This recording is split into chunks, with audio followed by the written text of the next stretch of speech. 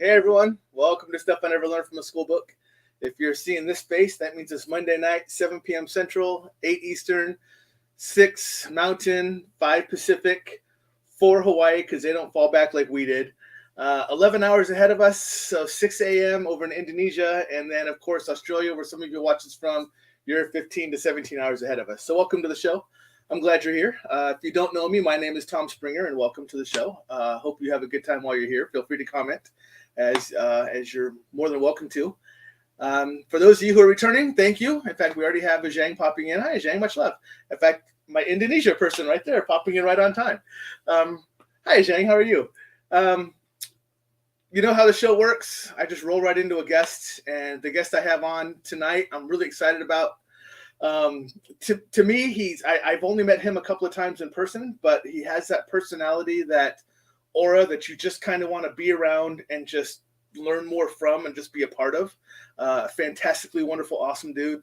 And I'm really happy to have him on my show. And he has a last name, but he really doesn't need a last name. He's kind of like Cher or Prince. He just goes by Orion. So it's pretty solid. And I'm going to bring him on so you all can meet him. So let's say hi to Orion. Hey, Orion, how you doing? Hey, What's going on, brother? yeah, man, I'll take that. Thank you. So welcome. As I mentioned, Zhang has already popped in and said hello, and she's the one who is actually from Indonesia, which is why I go through all the time zones, because the time zones I talk about are people in my audience that actually come and watch the show. Yeah, right on, man. Sometimes they're watching it a different day, but because they're sleeping right now or whatever else. But Have you ever thought of yourself as a kind of like a time traveler king? Because you're organizing that, man. This has already happened for some people. Right, it has, and they're like, "Whoa, this has already taken place." Which is why if people ever make it through the full description I write on Facebook, because I write a long intro. The end of it actually says, "If you can't watch live but you have questions, send me your questions in email." I've never had a question in email, so I don't think anyone actually reads the entire thing. I just think they read the really cool part about the guest and then forget about the rest of me. So, so hey, look at that! Someone who actually knows you and has met you. Nikki saying hi, my wife. So she's very excited about having you on here too. Excellent. It's good to be here. So I'm going to give it a little bit more time to let kind of my audience roll in, because I want them to get introduced to you and meet you and everything else. But one of the things I wanted to talk to you about really quick, we didn't get a chance to talk about it backstage. I don't know if you saw or not, but I very recently, as in like yesterday, picked up a guitar and started figuring out how to play the chords. I did see that. Congratulations. Thank you. Welcome to the fold, my friend. Thank you. Yes, my fingertips are already sore from hitting the strings, but so far I've learned E, A, and A minor. So man, that's all you need. 3 chords and you can write a song. Absolutely, that's all you need. Hi, Jamie. How you doing? Jamie, I'm just going to sell you out right now. Jamie's our talkative one for the most part. She'll be the one that has the most comments and asks the most questions, which is fantastic. Hi, Sandy. Hi, Sandy. So people who don't know, Orion is local to me. So holy cow! Hold on, I have to share this. Joe, I actually see your name. You're not showing up as Facebook user for some reason. For some reason, Joe always shows up to me for some reason as Facebook user, and everyone else sees him as Joe. I saw the Facebook user episode. Yes. We have a special guest saying hi. I don't know if you know who this is, but someone named Astara Raven. Yeah. So, Space Cowboy. Yep. I think you've met her once or twice. Yeah, I know that one. For people who don't know, Astara is, I'm just going to say the other half. I mean, like, Nikki's my better half, but Astara and you are just two halves. There's no better or worse. You guys are two halves. Yeah. Whereas Nikki is definitely my better half. Yeah. Yeah. But as I was saying, I squirrel a lot on the show. But I met you at something local called Mystic Fest. Actually, I met Astara and I met Christy. And then I was introduced to you through them at Mystic Fest while we were all there. And so that's how I actually met you, because you were local to me here. And in our conversations, I was able to have Astara on as a guest, and she was fantastic. Love Astara. And my audience did too. I got a lot of comments for her. and so we'll see how you stack up against her interview. But but she had a lot of raving comments, and so did Christy. But I had a very strong connection, I felt, with you right away, and I was very much drawn to you. And I don't know why. I was to a star and Christy too, but I was very much drawn to you. And I'm like, I want to know more about Orion. Just period. Any discussion. I don't care how I do it, but I wanted to know more about you. And it was very interesting because a lot of people I have on my show, I find the same way I found you guys. I go there and I feel an energy from you, and I walk up and I say, hey, I have a show, and would you mind coming on my show and talking about what you do? But for you, it was almost like stalker mode. I was like, I have to find a way to get Orion onto my show. So that's not a bad thing, just so you know. But that's how I felt about it. I was like, I really want Orion on my show. So what's up, man? How you doing, brother? So if you would introduce yourself and let everyone know who you are, because if they haven't read the 4 paragraphs I wrote on you, then let them know who you are and what you do. Thanks, Tom. It was such a pleasure meeting you two that day. You know, when you do run into those people in your life that are special and that are shiny and extra sparkly, you remember those moments. Right. And so I was really glad when you asked me to come be a part of this adventure and this journey that you're taking. And I can't wait to ask you a few questions about this Right. as well, and how you get started. And I know the learning curve has been steep for all of us lately, Right. but yeah, man. Where to start? So sometimes we have to start in the middle to understand where we came from. And my name's Orion, and my full given name is Ryan Muff, and I am born in York, and I was born in 1972, so that makes me my age. 70. Yeah. This year's a great year. 50 is the beginning of all of it. It feels like I'm starting over again. Yeah. Because literally with every year that comes along, I gather some new tools. You know, I'll have an explanation like this. I think it's a kind of a gamer's view on life and leveling up for your birthday, right? Right. Because we're level 50 human beings, right? As we got here, we've met some new allies. Mm-hmm. We've gone through some new maps, explored some new territories. We've battled some new monsters, some old monsters that just won't go away, those hungry ghosts that are following us across the map and into different caves. But most of all, we've set down weapons and picked up tools. So, and I think as time goes along, we take our tools and turn them into weapons. Right. We don't even realize it. So as we go on this journey, here you are inviting me here to be part of this experience with you. And I'm on my way and sharing my story on how this all came to be. So in the middle was you, and now we're creating things going forward. And I guess what I want to share the most is that I'm not the same guy I was 8 years ago. Right. Yes. If anyone has read your background, they know this. Right. And so I know Nikki's dying to ask these questions too, so I'll just beat her to the punch. Sure. So when I read your background on the let's do this. So when I read your background on the Meet Orion page, right here, everyone, right below here, on the Illuminating Hearts page, there's a Meet Orion. So go out there and check that out, because Star is out there and all her wonderful stuff is out there, and everything they do with music and everything else is out there. It's a fantastic site. Go out and check out that site. And you're going to have the opportunity to meet Orion and read about Orion and his journey to where he's at right now. And it's fantastic. I'm telling you, folks, go out there and read this. But Nikki wants to know, and so do I, did your transition kind of to where you're at now start when you met Astara? It started long before I met Astara. Okay. It always came in pieces. And just like when you talk to Christy Peterson in her story, she says always the right book finds you at just the exact right time. And for me, that was, Celestine Prophecies, one of the early ones that I read. Okay. And there's a movie about it too. It's pretty good. So that's a good one to watch. And I grew up Catholic, and I like to say I'm a recovering Catholic now. So over the last 8 years, my eyes have become open, and I'm probably a better Catholic now than I ever was when I was one. Right. Yeah, true. It's all about, kind of watching yourself and your thoughts and that Christ consciousness attitude where you're like, all right, what am I thinking about? Why am I thinking it? How does it serve me? Should I really say this out loud? Yeah. Yeah, so that's been part of the growth process too. And how I got started, um, I think it was all started with sound. When I was a kid, my dad played guitar. My dad was a bedroom guitarist. You could hear him singing, Jimmy crack corn and I don't care, Jimmy crack corn and I don't care, and I'd fall asleep listening to that. Right.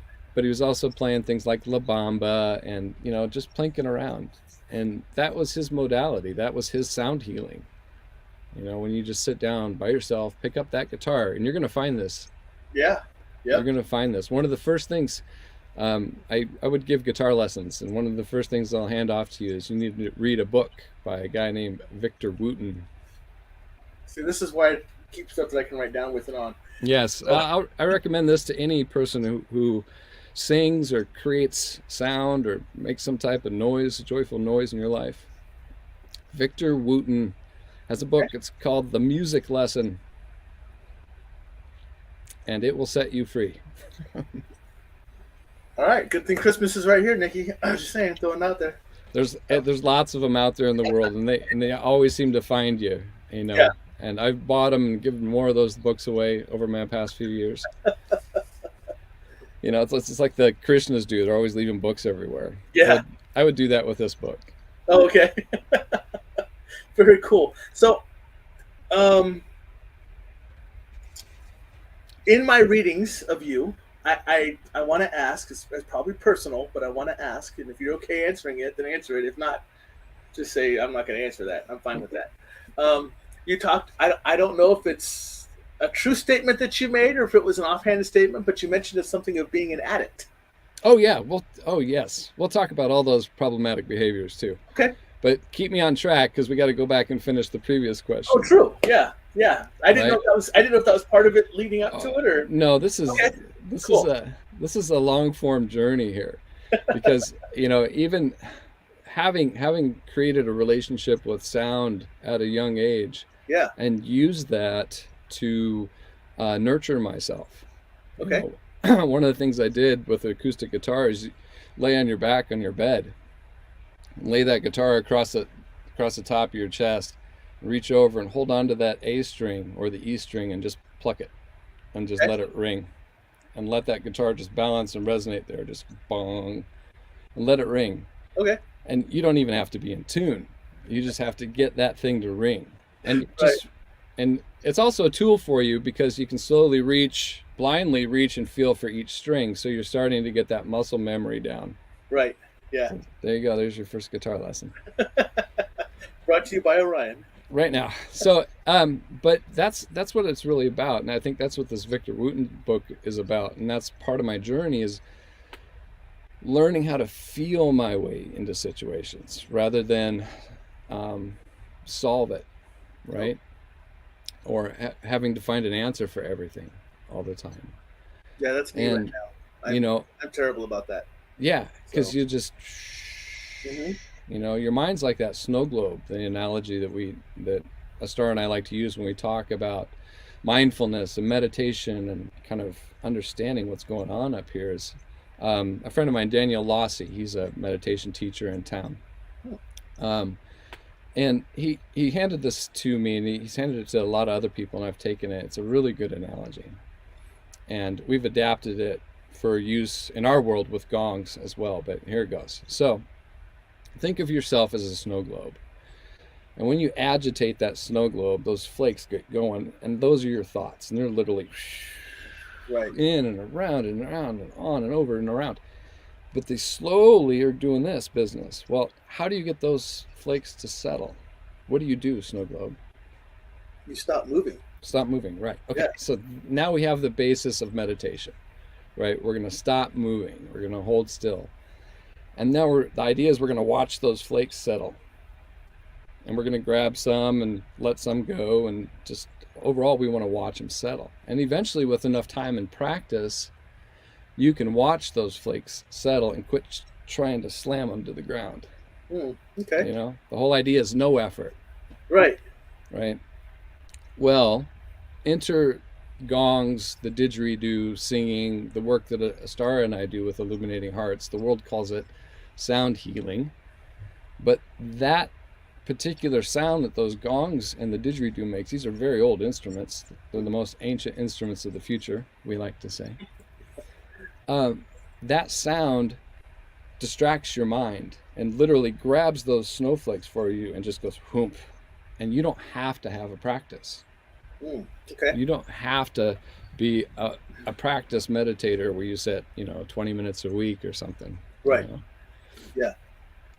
I'm having a squirrel moment here I'll share with you. I always thought it would be funny. You ever see the bumpers of cars that have people's running mileage, like a 521 or whatever, 52K? Yep. I always thought it'd be funny for meditators to put like 45 minutes, hour 30, 2.5 hours. And like hands up, yes. Yeah. Yeah. Just have the person sitting there in posture says 2.5 hours. Yeah. I would never reach that goal, ever. Oh, dude, the longest I've ever sat was by accident because I got into that space. I forgot to set my timer. And that was the biggest learning I ever had in meditation. The longer periods I sat, the more I was waiting for my timer to go off. Oh, yeah.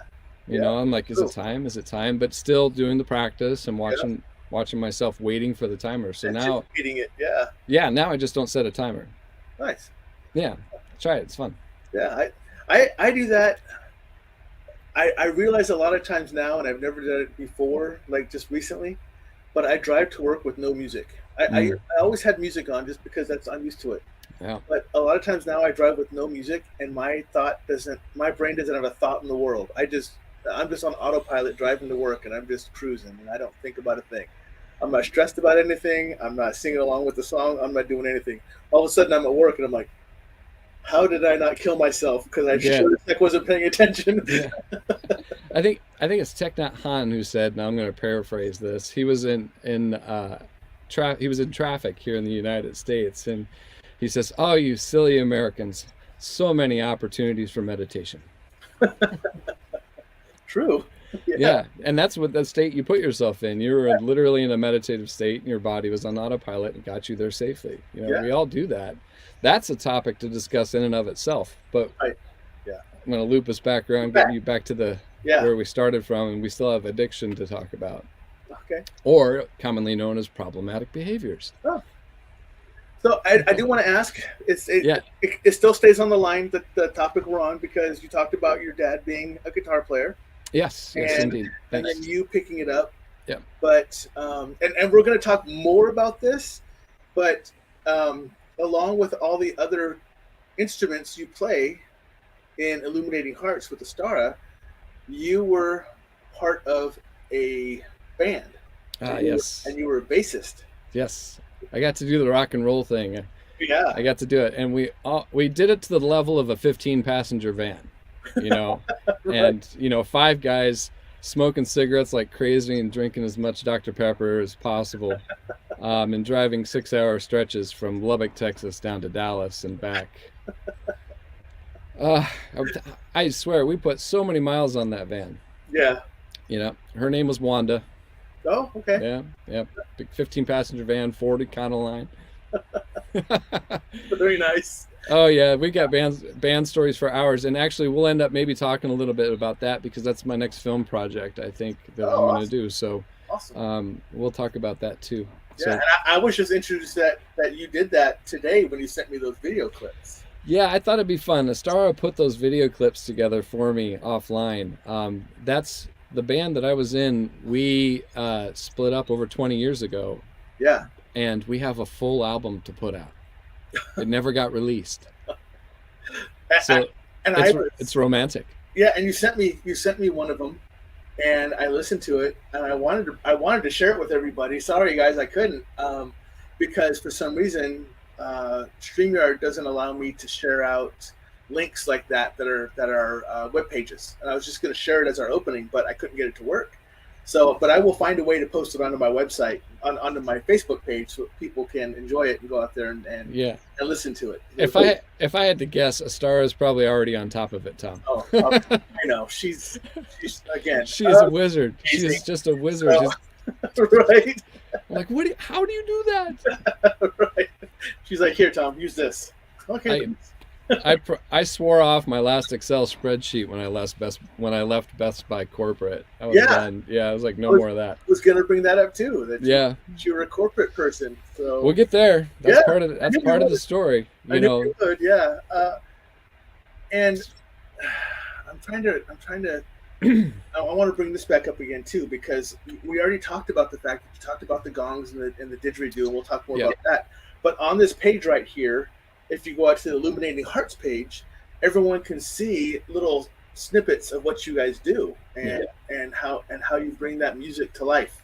Is what I want to say, because that's really what it does. When I listen to it, it's very moving. It's very eye opening. It really does bring stuff to life. The music becomes life. It's not music; it becomes life, and it's really cool to listen to. And I'm anxious to go to one of your full-on shows. And unfortunately, we weren't able to go to the last one because I was gone for work. But that's something I'm looking forward to. And I'm telling you, people, if you live in my area, and I mean like within 500 miles of my area, come to one of these. It's really cool. And you'll be able to experience what I'm talking about live. But go out there and take a look at it and see it as well on the page. It's amazing what you two do together in a setting, and it's not like people are sitting back hundreds of feet away in an audience. They're right there with you. Yeah, it's intimate too. I like to keep our numbers to at 40, just a little bit above 40. Right. We did our last one that we did. The second to last one we did at Bancroft Street, we had 53 people there.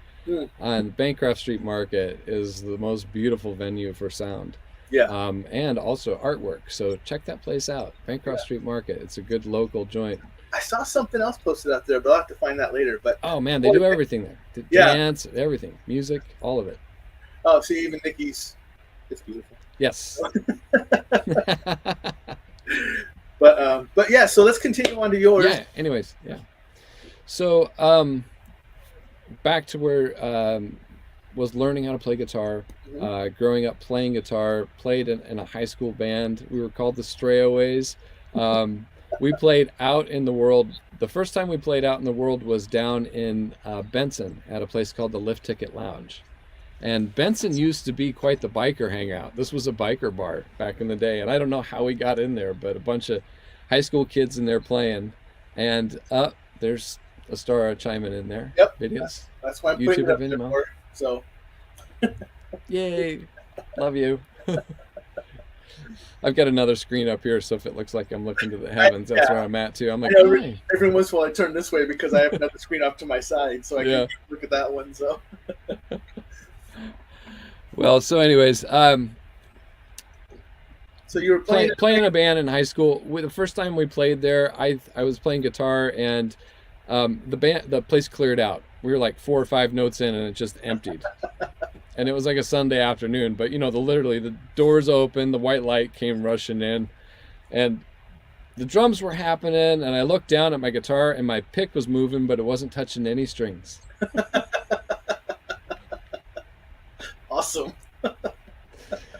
And I think from that day it started. I was hooked. I was hooked on that rush and that sound. And you know what, dude? Waiting for you to bring me into this call. Yeah. The feeling that you get from doing something for the first time that you've never done before. Wow, what a rush. So I'm like watching my pulse raise and my body's getting excited. And I'm like, wow, I'm feeling this. I'm really feeling this. This feels really good. Let's get in there. Yeah. So I think, you've been on camera, you know what it's like. If you've ever stood up in front of people before, you know that you're kind of nervous beforehand and then it just goes away and you're kind of... I've done this, which is easy because I'm not seeing the audience. But in my past life of military, I've briefed everywhere from 3 to 4 people to 10,000 people at once, and that's kind of interesting when you're hooked up with a microphone and a headset, so everyone can hear you of 10,000 people, and they're all military and they're all staring at you because you're supposed to be the expert sharing the information with them, and they're supposed to learn from you, and you're like, oh man, yeah, you're super responsible at that point. At that point, yes. What were you teaching?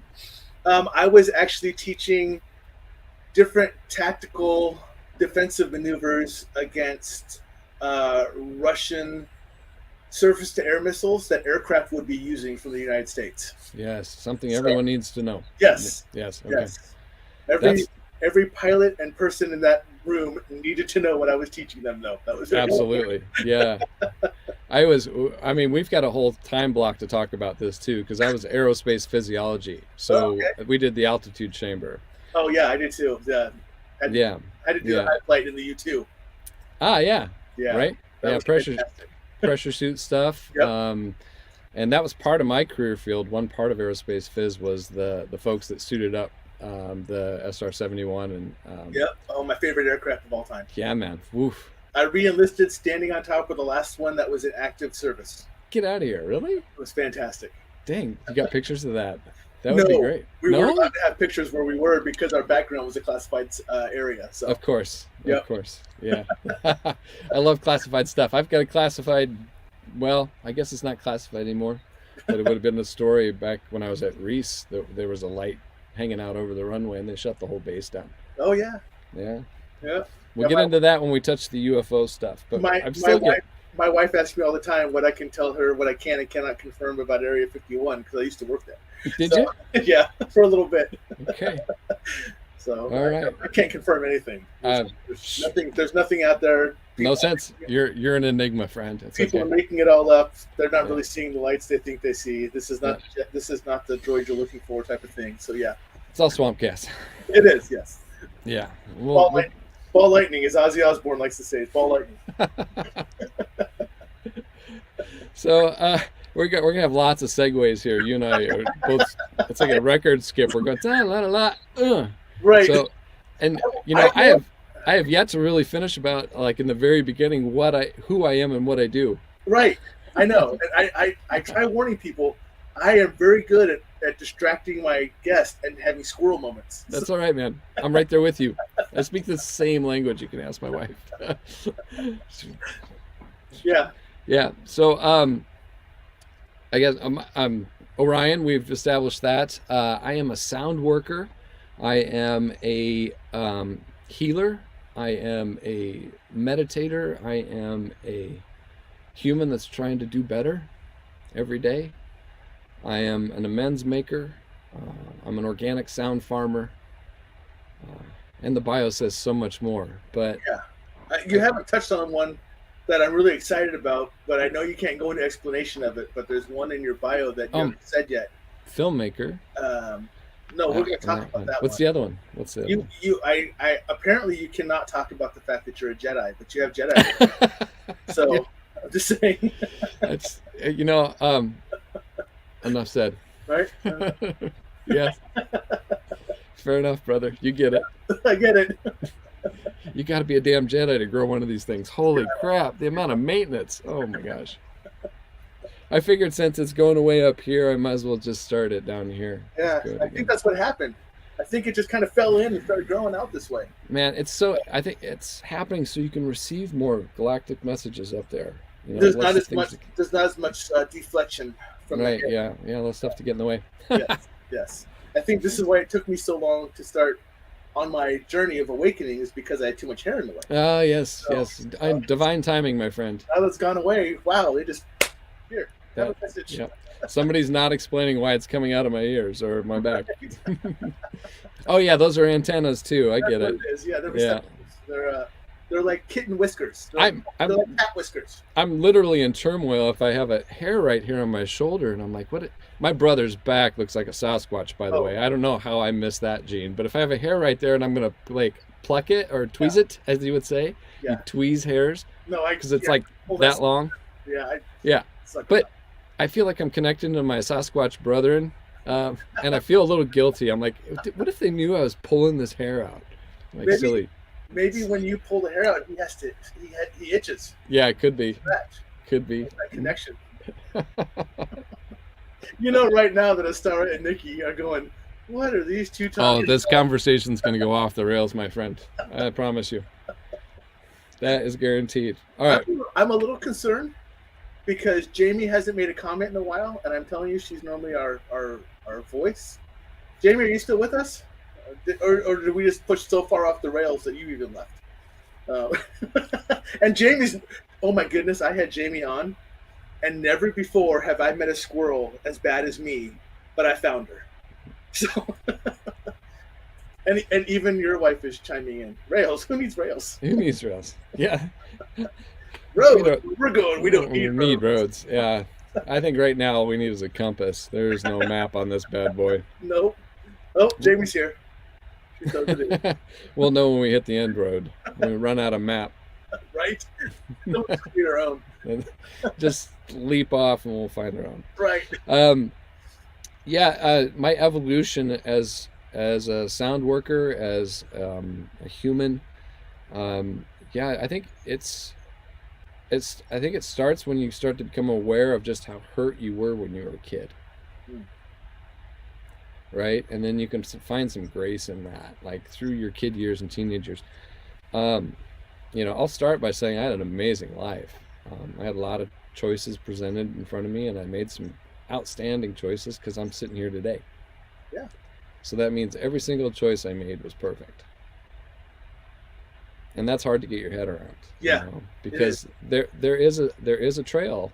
There's a trail behind me, just like anyone else, with broken hearts and sad eyes, and I'll amend to that.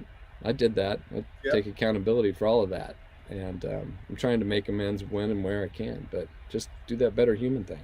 Yeah, and that's a hard thing to do because you have to understand your own side of your own either darker side or weaker side. Some people call it a weaker side. It's really not, but you have to recognize it yourself and accept it and not fight against it, which I think is a hard part for a lot of people to do. Yeah, indeed. It's calling yourself on your own bullshit, right? Yeah. That's what it is. When you're no longer willing to put up with your own bullshit. Yeah. And that's the path of recovery. And that's the path of sobriety. From more than just substance. It's more than substance. Whenever we say sobriety, people are, boom, alcohol, boom, heroin, bang, bad drugs. But sobriety it's all around you, man. Yeah. What's the first thing you put in you in the morning? Facebook, right? No. Cell phone? No, I can't. I'm sorry. I was being presumptuous. I leave myself as little time as possible between waking up and leaving for work that I don't have time for that. That's fair. That's fair. I love being able to sleep as late as I can, and then just being restrictive to where I have no time to do anything except for shower, get dressed, walk out the door, go to work. Okay. Well, let me talk about myself then. I'll say that the very first thing that I do in the morning is do coffee, and of course let the dog out. Yep. And then let the dog back in, and then by then I'm ready to sit. But I try to decide what direction I'm going to go in that moment. Like, what am I going to put in me? What kind of information am I going to put in me? Is it going to be an Alan Watts lecture that I'm going to sit and meditate through and maybe transcribe parts of it that really stick? Yeah. And use that as a learning platform, or am I going to go out and find a lecture about physics, and sit through that? Yeah. And and that's mind bending at 4 o'clock in the morning. Oh, you're talking to someone who that was my college career. So yeah, so you get it. It's just like this. There's a seeking, and I think to go back to our story of how this all started with me is that I've always been seeking something. Mm-hmm. Just didn't know what it was. I think there was a certain point when I stopped following the religious path that my parents had laid out in front of me and started asking questions. Yeah. Why is it this way? Why can't we wear sandals to church? Mm-hmm. Jesus did. Why can't we wear shorts? Why does it even matter? Right. Yeah. And I came from a less strict a religious background. Mine was Pentecostal Christian, Mm. but on the other side, it was very strict because my grandfather was a preacher. So, it was, it was a little different growing up in that household. So, Watching you right, all the time. all the time. Yes, Yeah, there's probably no post-traumatic stress around that at all. not at all. Not a bit. Not a bit. And then finally telling my parents at one point that, you know what, I just don't want to go to church anymore. Ooh, that was Takes courage. a tough one to get through with the family. Yeah, yeah, because I think we're afraid to disappoint, and it's one of the life lessons. Melody? Hello, Melody. What we're learning now, what I'm learning now, is that some of the most difficult things to do is to ask for what you want. Yeah. Despite the fact you might be told no. Right. Yeah. Or maybe later, or you have to wait. Yeah. But just having the courage to ask for it, but to ask for it well, that's another trick. That is another trick. Yes. Because we can move sideways pretty quickly and Yes. not even realize it, because we're already worried about being shamed, or man, there's so much that goes on up here. I hope that some of our conversation today is a gift for some people, because you are not alone. And eventually we're going to talk about that movie of ours that we made, that a star and I put together, called We Are Not Alone. And the whole premise of that film is to let people know you are not alone. Yes. No matter what you're feeling, and no matter what you've been through, you are not alone. And there she is. There she is. So Thanks, Star is Star. saying, here's the video of Orion playing bass in his band spilling poetry with old photos. And here's the link to it. And this is the one that was shared with me, and it was fantastic. This is the one I was trying to bring up the show. And like I said, this was actually going to be the introduction to today, but I just couldn't get it to come up and load for the page. So I'm frustrated by that. But go and take a look at this. It's really well done. And like he says, like what Ryan tells you, they have this band, Spilling Poetry, never put out an album, but they have enough to put out an entire album. Yeah. So And even more, that's I'll pile on. We actually had 2 CDs and a cassette, and this would have been the 3rd CD. okay. So we'll pile on. Our first CD outsold Madonna in Lubbock, and MCA Records called us the very next day and said, "Who are you guys? Why are you outselling Madonna?" Right. And we'd only been together for a year, so they wanted nothing to do with us. They're like, "We're going to just watch you." But congratulations. Yeah. Stand by to stand by. We'll let you know. Don't It was call like us. 1995. Yeah.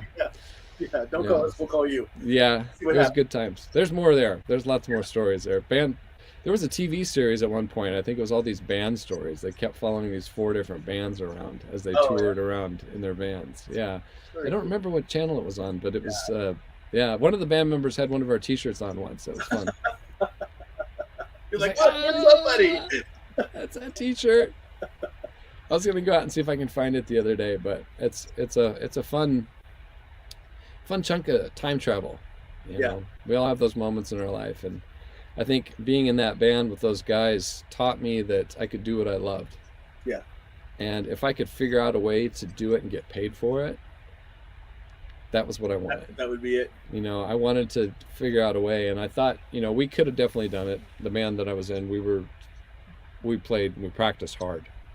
We worked really hard, and all bands work really hard. Right.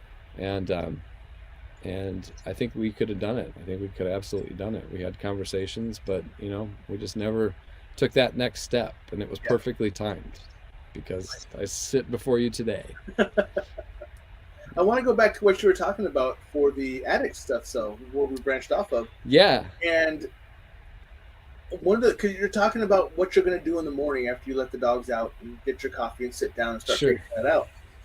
And one of the things that I have started doing that I have never done in the past, but I've had enough people tell me words matter, is that when I wake up in the morning, even though I have that short amount of time, I always make sure when I'm waking up or I'm getting ready to move into that motion, I always try to say something positive about the day, like what the day's going to become. Like, even if it's something as simple as today's going to be a good day. That's one of the thoughts I start with, or whatever else, because the words matter. And I'm learning that rapidly in a very short amount of time. But it does make a difference on how you start your day, on how the rest of your day is going to go. Yeah. Welcome to Wizardry 101, my friend. Thank you. This is the very very first page is be mindful of your words, or you could say be mindful of your mouth. Right. You know, and we'll start there. We start with that. Be mindful. You know, be mindful of what you're talking about. Be mindful of what you're creating. Right. You're creator, brother. Yeah. You know, you met me, stood in front of me and said, I want this to happen and I am this person. And Right. I was like, I'll do that. And that was great. And I'm so grateful that you did. Yes. And Astara and Christy and every other guest I've had on my show. Because they want me to where I am right now. Yeah. So. And being mindful of the words that you create. A friend of mine, Michael Fitzsimmons, and he is a local musician. He's a handpan wizard, and he's a bard. He's basically been a bard. He traveled around to different schoolhouses around Nebraska and every place, and played in schools. An artist in residence. Yeah. But he's a mentor of mine, and he handed down this little tidbit from Richard Rohr. He's a Benedictine monk, and he's got great stuff to say. You can catch him on Krista Tippett's On Being podcasts. Okay. Anything Richard Rohr, just listen to all of it. You'll be a better person for it. On your drives, you know, Astara and I would just on tour, we'd listen to Richard Rohr and Krista Tippett, and we'd always say, we have to turn it off, we're too smart. We just get so full, you know, you get so full of all this spiritual stuff and educated stuff, and you get sleepy. You know, if you can always tell if it's high vibe is if you start to kind of go, yeah, because the body's like, I need to kind of capacitate all this stuff. But here's the mantra. Back to Richard Rohr. The mantra is, first thing in the morning, when you open your eyes, breathe love in, breathe love out. Breathe love in, breathe love out. And then you shift to, I love you in, I love you out. You know, I love you, I love you. And you can just do that. I love you in, I love you out. I love you in, I love you out. And just do that back and forth. That's the rhythm. That's the rhythm of the planet. And you'll eventually kind of line up with that. See you later. Bye, Jamie. So, you know, the natural rhythm and flow of things. Jamie was here and now she's gone. Okay, so now we're going to flow into the next thing. Right. You know, and we're just going to all kind of breathe our way through it. You find yourself doing that at the grocery store. We were doing that today at Natural Grocers. We were just kind of breathing in and then breathing out and going with the flow of things. People were in a very big hurry for some reason. I am definitely guilty of that. Yeah. A lot. Yeah. I just simply flew back from, I was at San Angelo, Texas. So I was a Goodfellow Air Force Base teaching a course or certifying a couple people to course. And I had to drive from San Angelo back to Abilene, catch my plane to Dallas, coming to Omaha. And 2 of my flights were delayed because of maintenance issues. And as I was going through the Dallas airport, I stopped to take a picture of the plane that was on fire outside on one of the tarmacs. I saw that. And I was like, oh, this is not good. Maybe I should drive. So, but I was in such a rush because we were so delayed on my planes. And I was just like, I was better than a lot of people because I just had my headphones in and I was just kind of like, look, if I miss a plane, I miss a plane. I'll catch another one. But this just sucks. Yeah. And while other people were like, what's taking so long? Can we at least get off the plane? I mean, there was a lot of that just kind of resonates throughout the whole aircraft once one person starts. Yeah, you can feel it. Oh yeah, you can feel it, especially in a little tube like that. Yeah, like everything is contained there. I've got a whole theory about jet lag and what that's all about. So you'll have to remind me to talk about that later because that brings acoustics into play. Oh, okay. And that also is the energy. Right, the energy on board. The energy on board planes lately has been just wackadoodle. For someone who travels about once a month, yes, it is. And I haven't even been on one. It's been a long time. We used to travel a lot, but yeah, I'm just watching. I'm going, wow, this is an amazing change we're all going through. Well, I got back last week from a plane ride, and I'm leaving again next week to go back down there to to certify another 4 individuals. So, Oh my gosh, I have so many questions about what you do. we'll talk afterwards. Okay. Yeah, yeah, So that's funny. I will tell you in a nutshell, and I don't know how much the audience knows about this, but currently, in a nutshell, the best way to tell people is that um, I gotta block this user really quick. Okay, gone. Um, but I teach people how to drop bombs on other people worldwide right now. That's what I do in a nutshell. So, yes. Yeah. So yeah, that's actually a great topic because there's a significant amount of PTS associated with that, right? And there's no D. It's not a disorder, dude. No. It's a stress. It's a post-traumatic stress injury that you're experiencing. We'll talk. There's got to be a channel for you to work through this. I'm just starting to get hooked up with the VA to start to use their folks to talk about my challenges. I'm actually pretty good with mine. I purposely went through 3 years of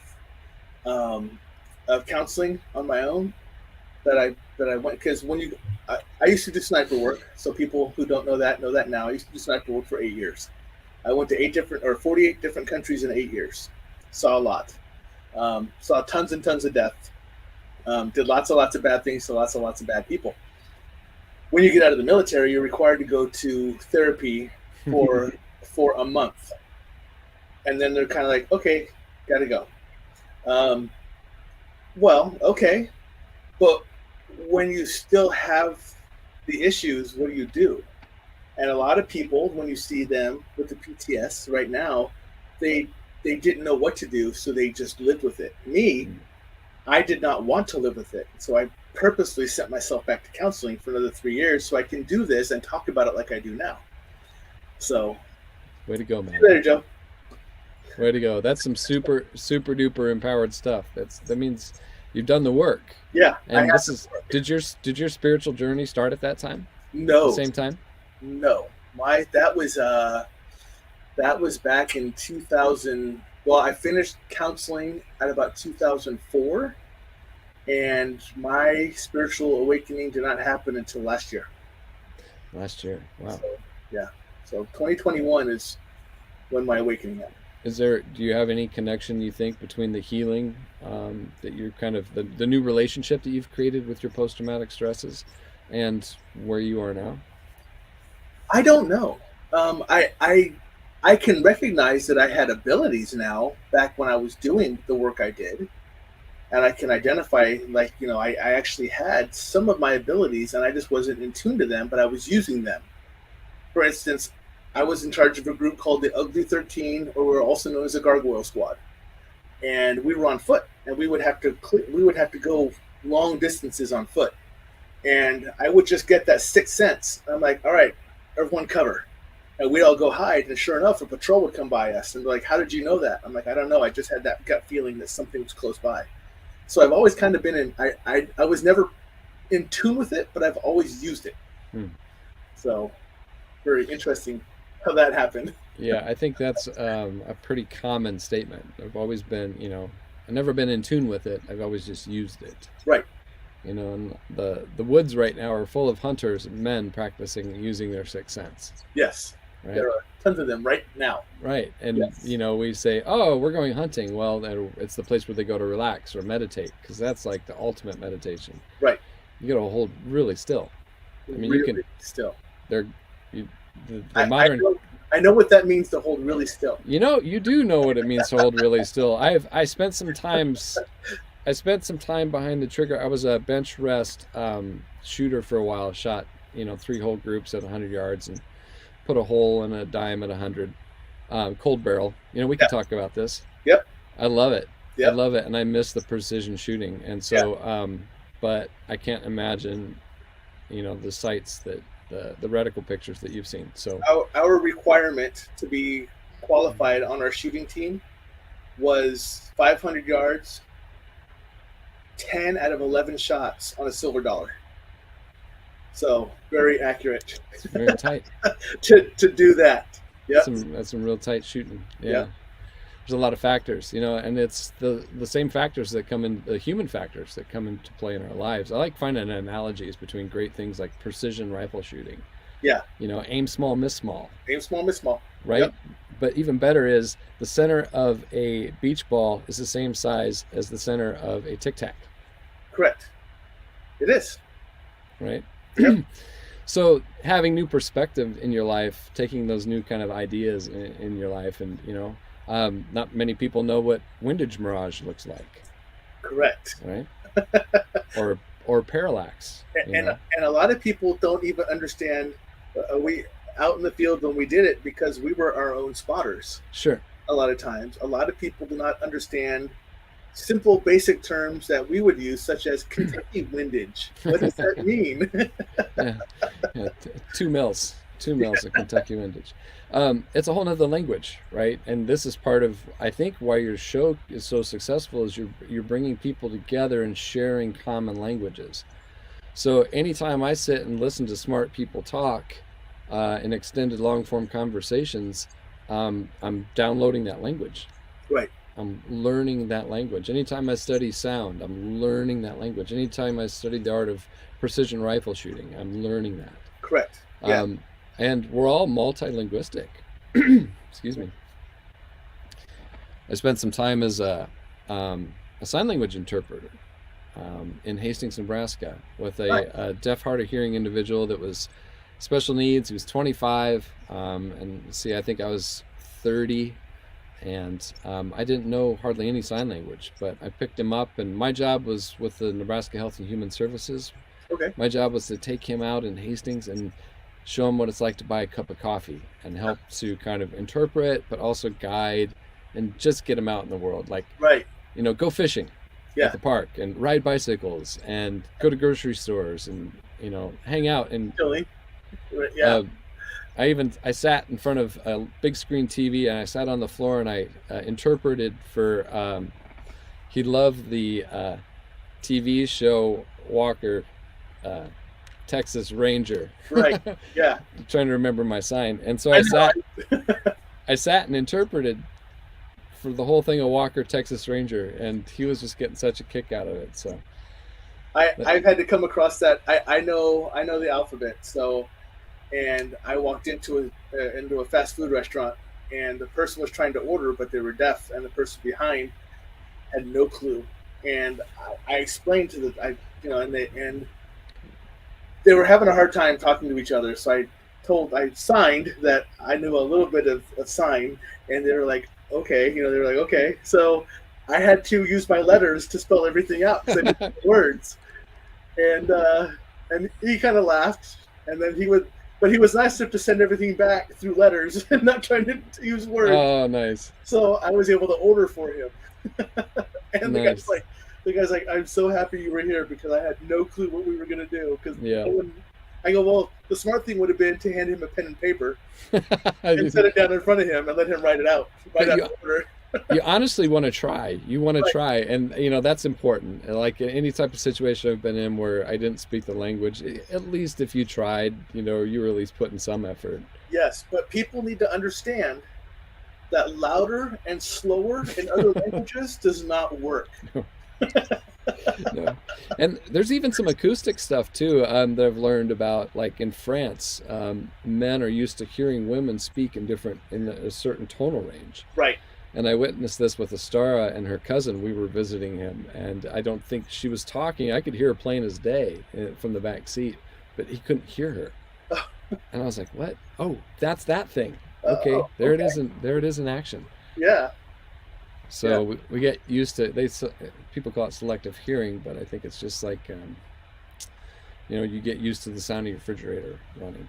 Yeah. Or you get used to the knock in your car. Yeah. It becomes a part of. Yeah, indeed. Well, I'm going to take us clear back around again. Sure. back to yet the beginning. Being in a band and playing guitar and playing music with people. It's when you come together with a group of people that I probably experienced the most amazing drug in my entire life, and that is that thing that happens when you make music with people, and it just kind of lifts you into this holy place.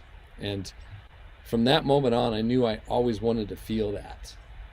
And I think I tried to get there with alcohol Okay. because it kind of would lift you for a moment and then it kind of sets you back down again. And you need to drink some more so you can get back up to there again. Yep. And then it sets you down again deeper than when you started. And it's just a vicious cycle. Yeah. And before you know it, you're regretting the very second drink you took. And this is something I haven't experienced. Just so you know, I don't drink. I've never drank. And I witnessed it through other people who have drank. Yeah. I have definitely been around a lot of drinkers, Yeah. but I don't. So I experience it on a totally different side than they do. I'm gonna ask a personal question. Yeah. And feel free to say pass. But did you grow up in a drinking home? No, I actually grew up in Napa, California. a country. drinking county. Yes. And what happened, I will tell you, back in my drinking days when I was 3, I actually went to the fridge and I grabbed what I thought was grape juice, and it was my dad's wine. Yeah. And I puked. And I was cured right there. Oh. The only other time I've had a drink since then was when my son turned 21 and had his first drink. Mm. And he said, I don't want to drink. I just want to try it. And I said, cool, I'll tell you what. When you have your first drink, I will have a drink with you because you're turning 21. And that's the last time I've ever had a drink since then. Dang. So, and I don't have a desire for it. I don't feel the urge for it at all. I don't do anything like that. I've never smoked. I've never drank. I don't drink coffee. I hear of your kind. So people are like, how do you wake up like this and are so full of energy and you're a morning person? And I'm like, I don't know. Well, Tom, you're not alone. I've met some people that have just lived a very clean life. It hasn't been clean. I just haven't done that stuff. Well, I tell you what, you wouldn't believe how much that stuff takes you into a place of non-sobriety. Yeah. Coffee. Oh yeah. Coffee's super freaking powerful. Yeah. And in my opinion, alcohol is a very, very, very potent drug. Very potent drug. And the rate of addiction is very high. Yes, and it's funny because one of my friends will tell you the reason marijuana is illegal is because alcohol became legal first, and they didn't want 2 of them at the same time. So yeah, I could believe that. I'm a cannabis advocate for sure. For sure. Yeah. And we can talk more about that too. Yeah. Because it's, things aren't what they used to be. Right. And things aren't what they seem. Yeah. And I was kind of, as I was watching your show earlier and I saw the sign for the paranormal, and I reminded myself to say, all science at one point was considered paranormal. Correct. And so I think it's fun that you're leading the charge on this and just having conversations, because that's what we need to do. And that's what that's really what this was designed for, was for people to have a community to come talk and feel comfortable. Yeah. You are not alone platform, brother. Right. Exactly. Yeah, for sure. Yeah. So let's see, where was I in the growth process? We keep touching on alcohol and addiction, so that'll come up. But I want to kind of get to I had said earlier that I think realizing that how hurt you were as a child is kind of when you start to grow up. Maybe you've seen a counselor and they said, oh, that was actually abuse that you experienced, and you went, what? Right. Oh, I thought I was cool. I was a little, young boy. I was 8, 9 years old and getting to experience things that older boys should experience. And I was like, woohoo! Youngest of 13. Yes. Oh my goodness. Yes.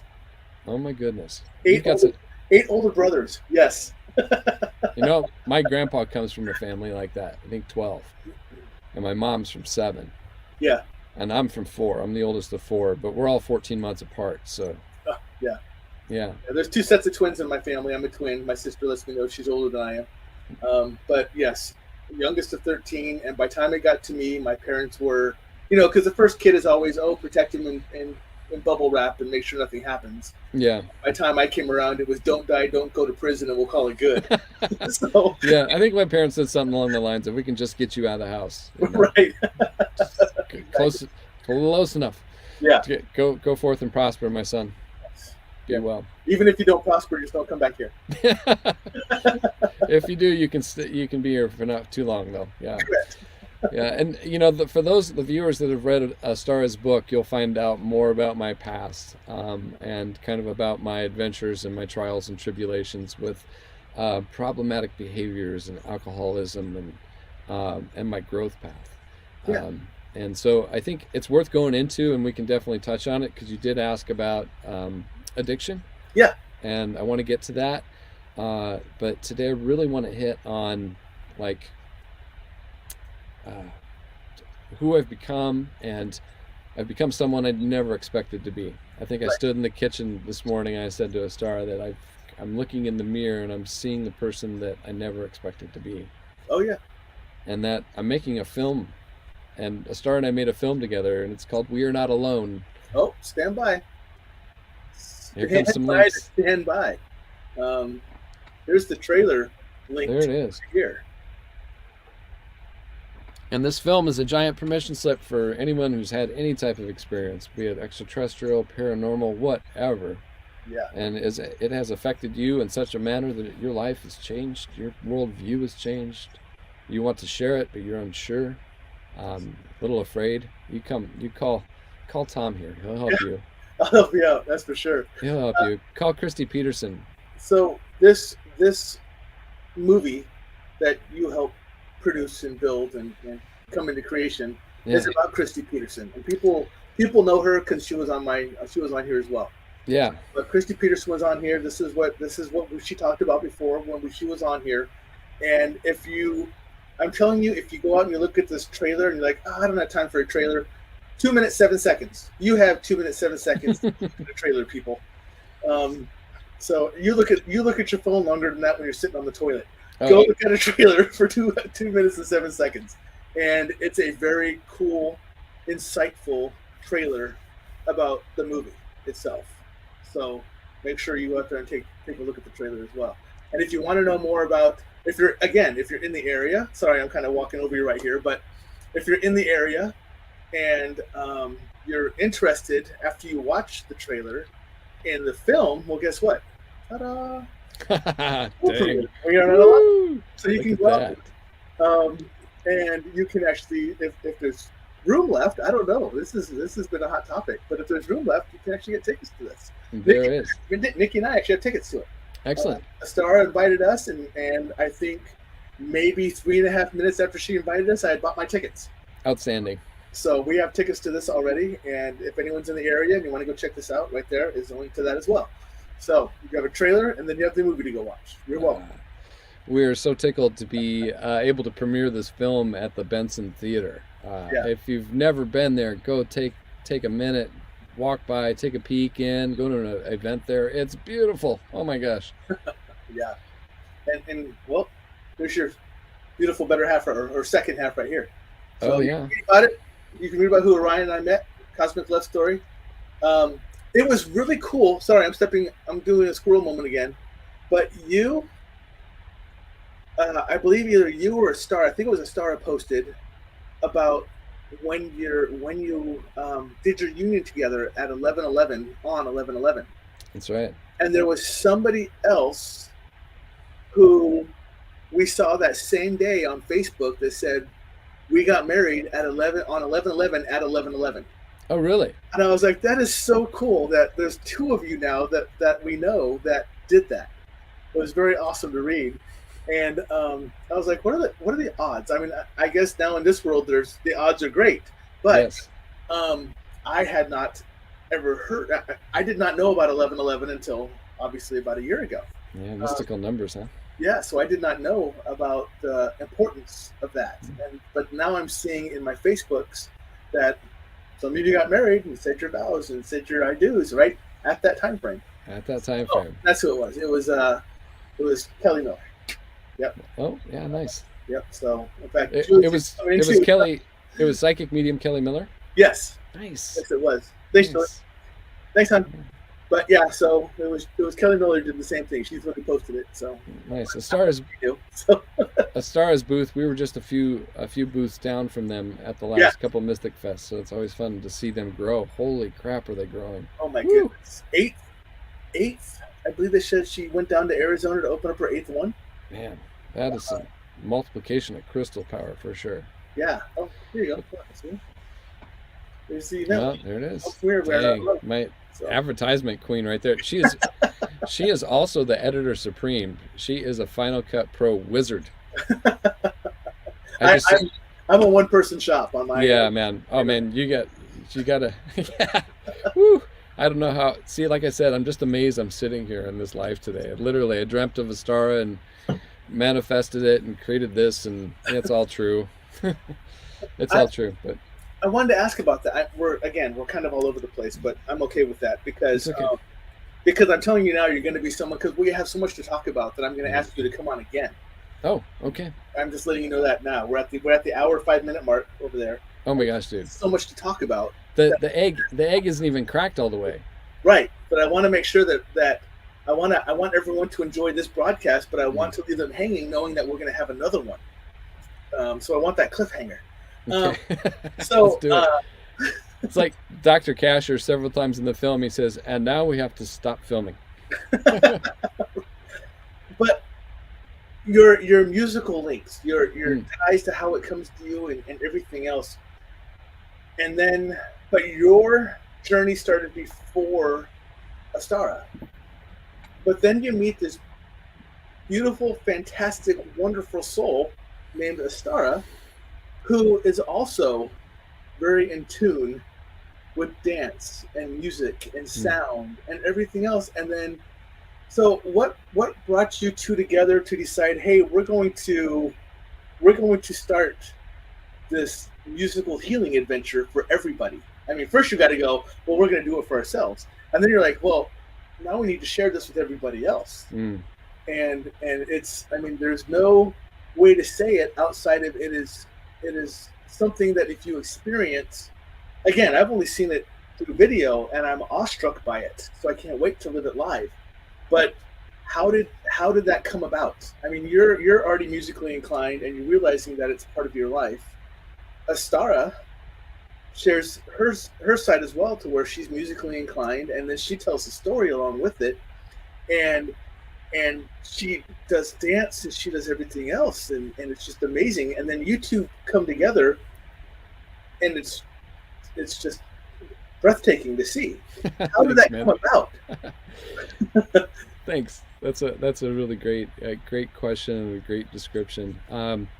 Well, I would say that in a funny way, Illuminating Hearts and this version of A Star and myself is actually brought to you by Tinder. Okay. That's how we met. Well, That's how we met. We Nick, met on Tinder. We both swiped the same direction, and it just so happened at the time it was my profile that was more serious. I kind of had two different profiles. I had one that was just like this problematic behavior child working out some issues and trying to find himself between the sheets, and then I had the side of me that was like, this could be an actual way to meet someone, right. who's got something else. Yeah, Plenty of Fish did that too. Nikki and I actually met on Plenty of Fish. Yeah. Ah, Yeah. wonderful. Well, Tinder back then, when we met 8 years ago, was a different place, Oh yeah. from what I understand. Yes. And here's the best part is we had traded messages back and forth, and this is our kind of our foundation story, and I love telling it, and Astara tells it in her book. And she just didn't write me back. Apparently, I made her laugh out loud, but she just didn't write me back. Oh, okay. And thank God, 3 months passed because I was a different guy in 3 months. I was like really fed up with my behavior, ready to start things new, closing down Tinder. And this message pops up and says, "Hey, sorry, I missed your last message. Are you still available?" Oh, very And nice. that was Astara. And so I immediately was like, absolutely. Do you want to go get some milk, coffee, tea, beer, whatever? Right. And we ended up going for coffee at You Hardy. want a puppy? I mean, what do you want? Yeah, what do you want? I'm ready. I'm ready to start things new. I'm ready to be better. Right. Because I was so disappointed in myself. I had a lot of stuff to work through, and I did it, and I did it well, but not very skilled. Oh, You yeah. could say for a couple of years. And so, having met Astara, I was still smoking and drinking, and we sat down for a coffee conversation at what is now Hardy Coffee in Benson. Mhm. And we just started talking about real things, not just downloading what we did in our lives or Right. what we were all about, but we started talking about physics and about different belief structures and about our our beliefs. Right. And I was like, holy crap, this is really cool. Besides that, she is super hot. And so I'm like sitting there, and she had reached over and touched my arm, and I was like, oh my gosh, that's a sign. She likes me. Because she Right. touched my arm. She leaned in. Yeah, Touch. touched my arm. And then she went to the bathroom, and come to find out later, she danced the jig in the bathroom. Yeah. And, and squealed, arms up and because when you find your beloved, you know it. Yeah. You just know it. And I knew it so much it freaked me out. I had to leave. So I after our first date that lasted three to 4 nights, days, Yeah. turned into one morning, me waking up and having my coffee and cigarette, and she's like, I'm not really into this smoking and drinking thing, and I was like, all right, see ya. Yeah. I just bolted because I really didn't know how to face such an amazing opportunity. Yeah. And so, for the next 3 months, I was in Minneapolis and healing and on other adventures and trying to make better choices and not doing that very well. But nonetheless, we came back together, and I think that's the important part, because through everything that I've created, good, bad, ugly, indifferent, out of it came this. Yeah. And so every choice I've made in my life, and this is I keep part of my process and learning and growth and my searching, is coming to terms with everything that's happened. Taking 100% accountability where appropriate. And in a Star's book, time traveling back to those younger parts of yourself and saying, hey man, I got you. It's okay. Yeah. Yeah. I don't know if you've done that. To close your eyes and go back to that version of yourself that still sits behind that scope. I know that version of me, and I have accepted that version of me. Because there's a lot of that version of me that I know I am 100% under the belief that what I did was for all the right reasons. For sure. Because and the reason I can clarify this simply is because at that time I did not have my son, but I knew I was going to have a family. Mm. And everything I did, I was like, this is to protect my family.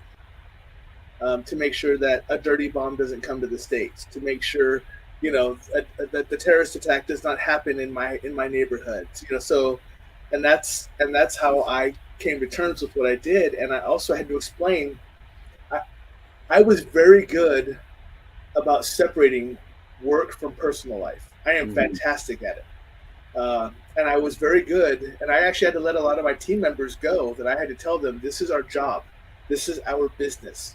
You cannot take this personal. The person shooting back at us does not know you. It's not like they're holding a grudge against you because you keyed their car.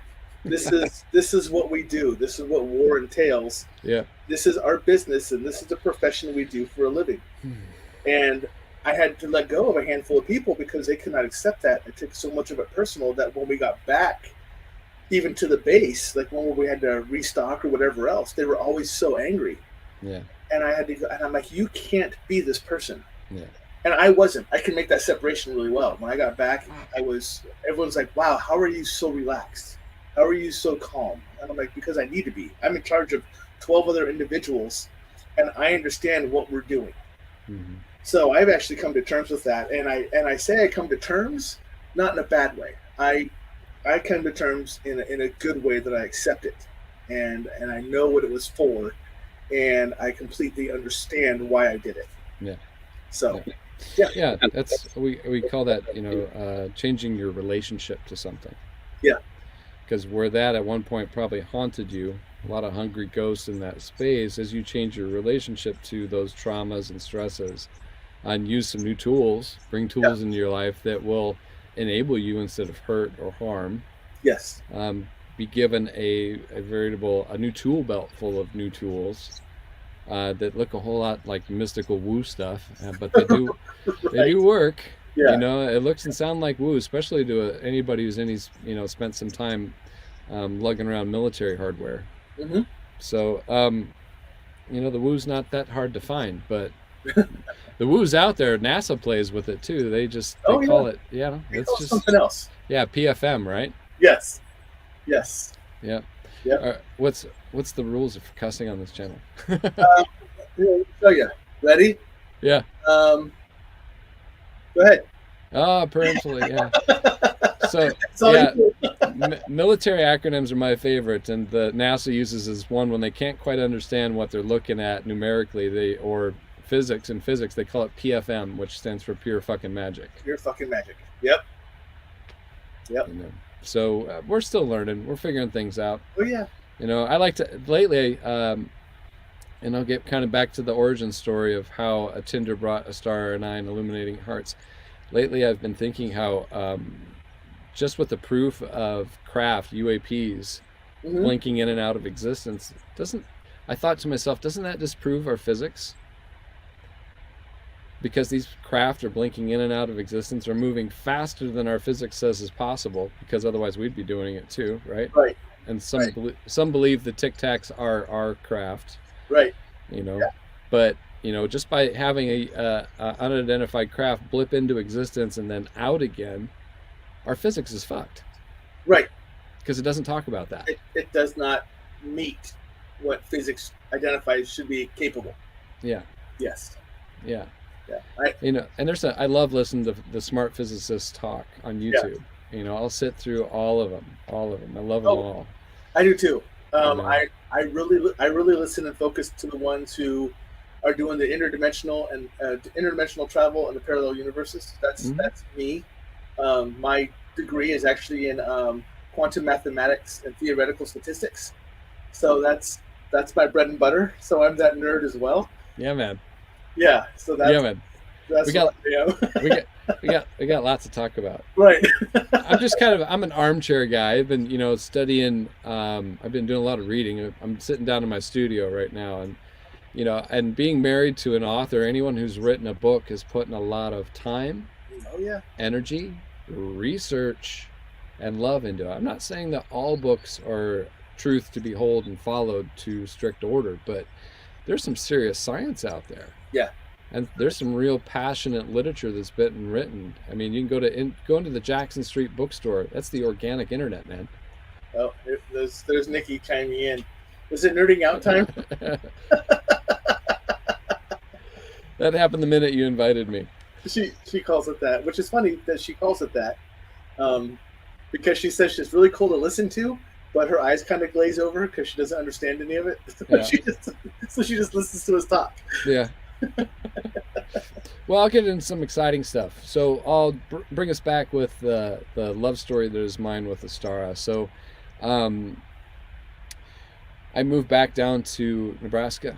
I moved in with Astara, and it was only 3 months after we met and we'd been apart, and we just took a giant leap of faith. Yeah. And I promised myself when I walked over her threshold that I would be a better human. And since that day, I've been trying my damnedest to be a better human. Some days I fail miserably, but some days I do a pretty good job. And I'm proud of myself. I can give myself a pat on the back or self high five. Yeah, definitely. If your listening audience doesn't know that yet, self high five is a great tool to have. Yeah. So, I will also let the audience know that, again, I met you two at Mystic Fest, and I've only been around you two together a couple of times when you have been together.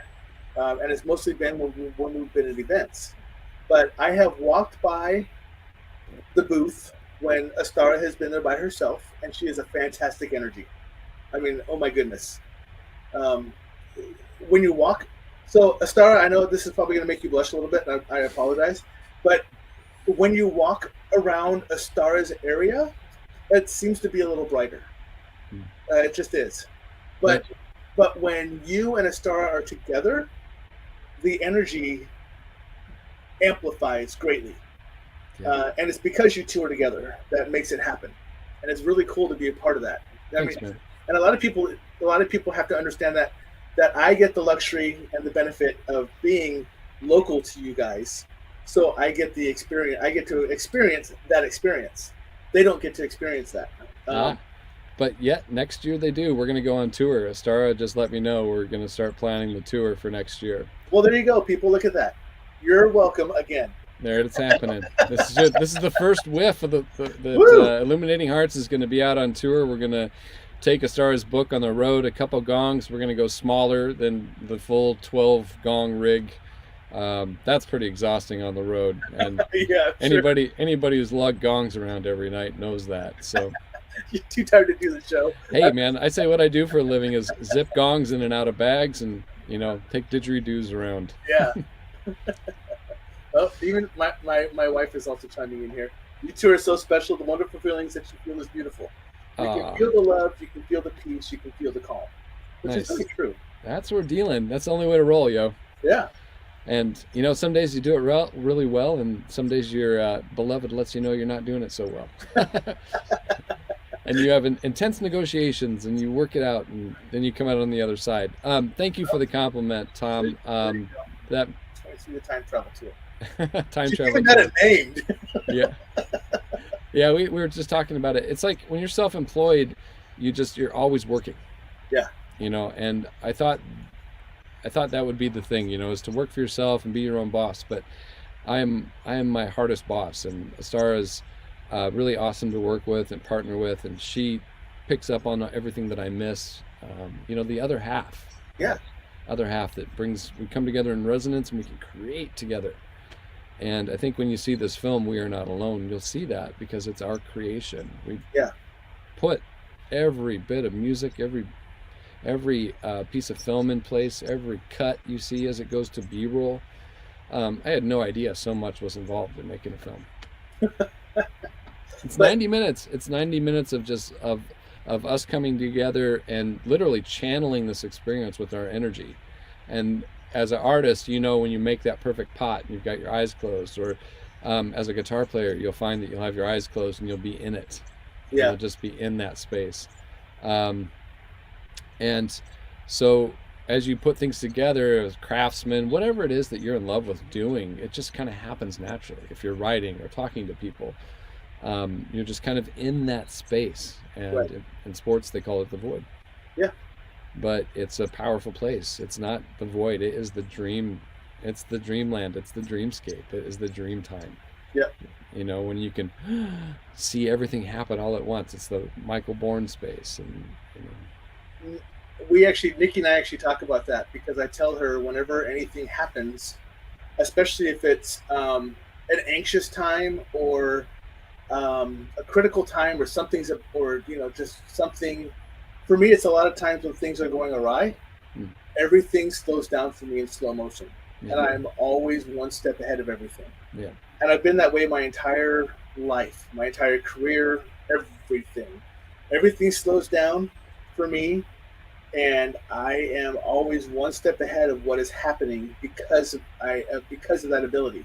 Yeah. And I think it's an innate ability that has been in me my entire life, because it doesn't matter what it is, it happens for me all the time. Yeah. And Astara talks about this too when we teach about the different brain frequencies. So you're in gamma. That is like the high brain frequency where you can notice everything at once. Yeah. It's like, when you're a couple of years ago, I was running at Memorial Park up the grass, just being silly. And all of a sudden I'm running and I'm going, oh no, I'm falling. And I'm watching the ground come towards me, and I'm like seeing I have time to react, to put my hands out. Yep. But it all happened in slow motion. It's like I'm running. Oh shit, I'm falling. Right. Yeah. Right. Yeah. Yep. Big car wrecks are like that. These are opportunities that we experience, that soul loss. Astara talks about it, and these are those moments in our lives where the PTS gets in. Yeah. As when you can have a getting married. A celebration. You can have a part of your soul that's like, can't handle this right now. I gotta wait. 4th of July for me is terrible. Is it? Yeah. Yeah. Because of the fireworks. Yeah. So I enjoy the fireworks. I'll sit out there. But when the louder ones go off, I actually have to excuse myself. And a lot of times we're over at Nikki's brother's house, we're doing them. And I'll seclude myself in the basement for a few minutes to gather myself. Yeah. And then come back out. But yeah. So yeah, I have some very strong words about fireworks, and my belief in him. I grew up in a neighborhood. We all got together. The guys would go to Missouri, get the Oh big yeah, bundles of bottle rockets. yeah, They put them all in a pipe and use a torch and yep, it was the best. yep, It was the best. And then something happened. And I'm like, why are we doing this? Why are we blowing stuff up? I mean, this is literally, if some of those shells go off at ground level, you got big problems. oh yeah, And they're taking them. You saw the protesters using them. yeah, And, as flashbangs and yep, distractors and, big mortar rounds. Oh my God. oh yeah, It's the real deal. That's the stuff. A yeah, rocket's a rocket. So, but then there's the sonic rape. And that's a yep. strong word because It I is. didn't ask for it. I'm in my house. I get to listen to it all night up until about 2:00 in the morning, just like everybody else. But it's not our party, man. Right. Yeah. And I understand celebrating our independence, but why do we have to do it through mock battle? Yeah. So those are just some questions I knock around. I don't choose to light fireworks anymore. As an EMT, I got to see some of the. Oh, Every year the book comes out, man. The book yeah. comes out every year. Yep. And it's like, yep, these were incidences of fireworks abuse or misuse. Yep. Yeah. Yeah. And as a guitar player, I need all these. Yeah. I don't light them. I just sit and watch them. Yeah. Actually, man, what you might consider is some gong work to help with that. If you were to actually, you just sit with a gong through that time period. But we'll talk more about the gift that is gong work and she has to go. And she's actually a music teacher. Perfect. She's actually a pianist. She's very skilled. She actually hosts her piano playing, and she's a teacher as well. And her son plays violin. Yeah. Yeah. So. A well-trained musician is amazing. Musicians that want to sit and there's a 15-minute gong music session. Oh, Grand Island. Yeah. Yay. Well, we're going to be in Lincoln. And I bet Astara will probably be posting that here pretty soon. So we'll be in Lincoln and Milkweed Yoga in December for our last event. Yeah, and I think there's only like 10 slots left because it's kind of a more intimate space. Yeah. So get your tickets early. We will be selling some at the door if they're available. So yeah. And that information is probably soon to come. Yeah. But circling back to the Astara event, and Tom, you talked about experiencing the slowness of time. Yeah. Right. And that's one thing you also start to notice on your journey of awakening and coming into being in this mystical realm. I like to say I'm a pragmatic mystic. So I like to balance a little science off with a little bit of mysticism, because I've seen some stuff, and I've lived through some stuff, and I've seen the how things have changed over time, and be that either in medicine practices or therapeutic practices or just politics, man. Right. Yes. It's fun to watch. I don't like to participate, but I'll watch it, and see like, oh my gosh, what's happening now? I can't look. Yeah. So back to that evolution of Astara and I. Illuminating Hearts came into being. Astara and I met on Twitter, or not Twitter, but on Tinder. Yep. Gosh, I don't even use Twitter, but I don't know where that came from. So we met on Tinder, and within that first year, I was still working as a handyman, and I was working outside, and I got into some poison ivy.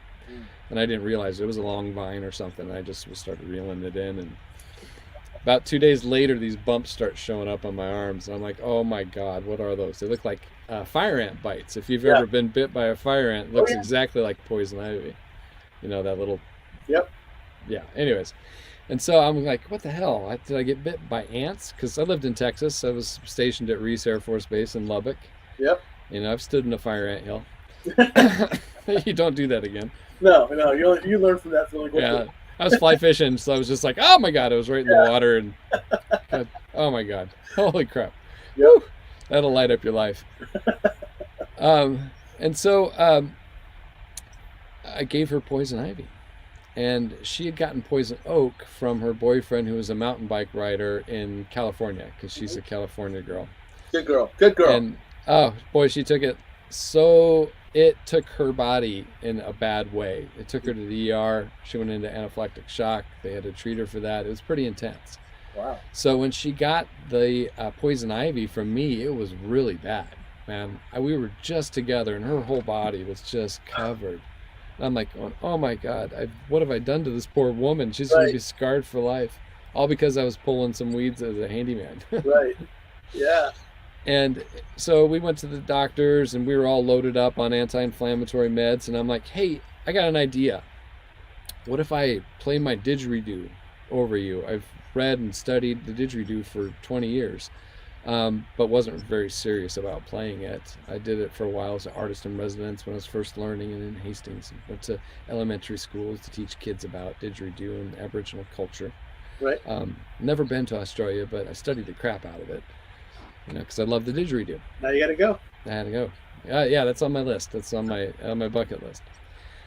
So anyways, and she was familiar with the didgeridoo because she's a California girl. Mm-hmm.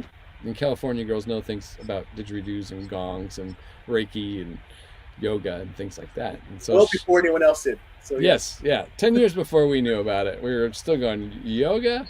Yeah, right. I got to stretch? I know that's pants. What is it?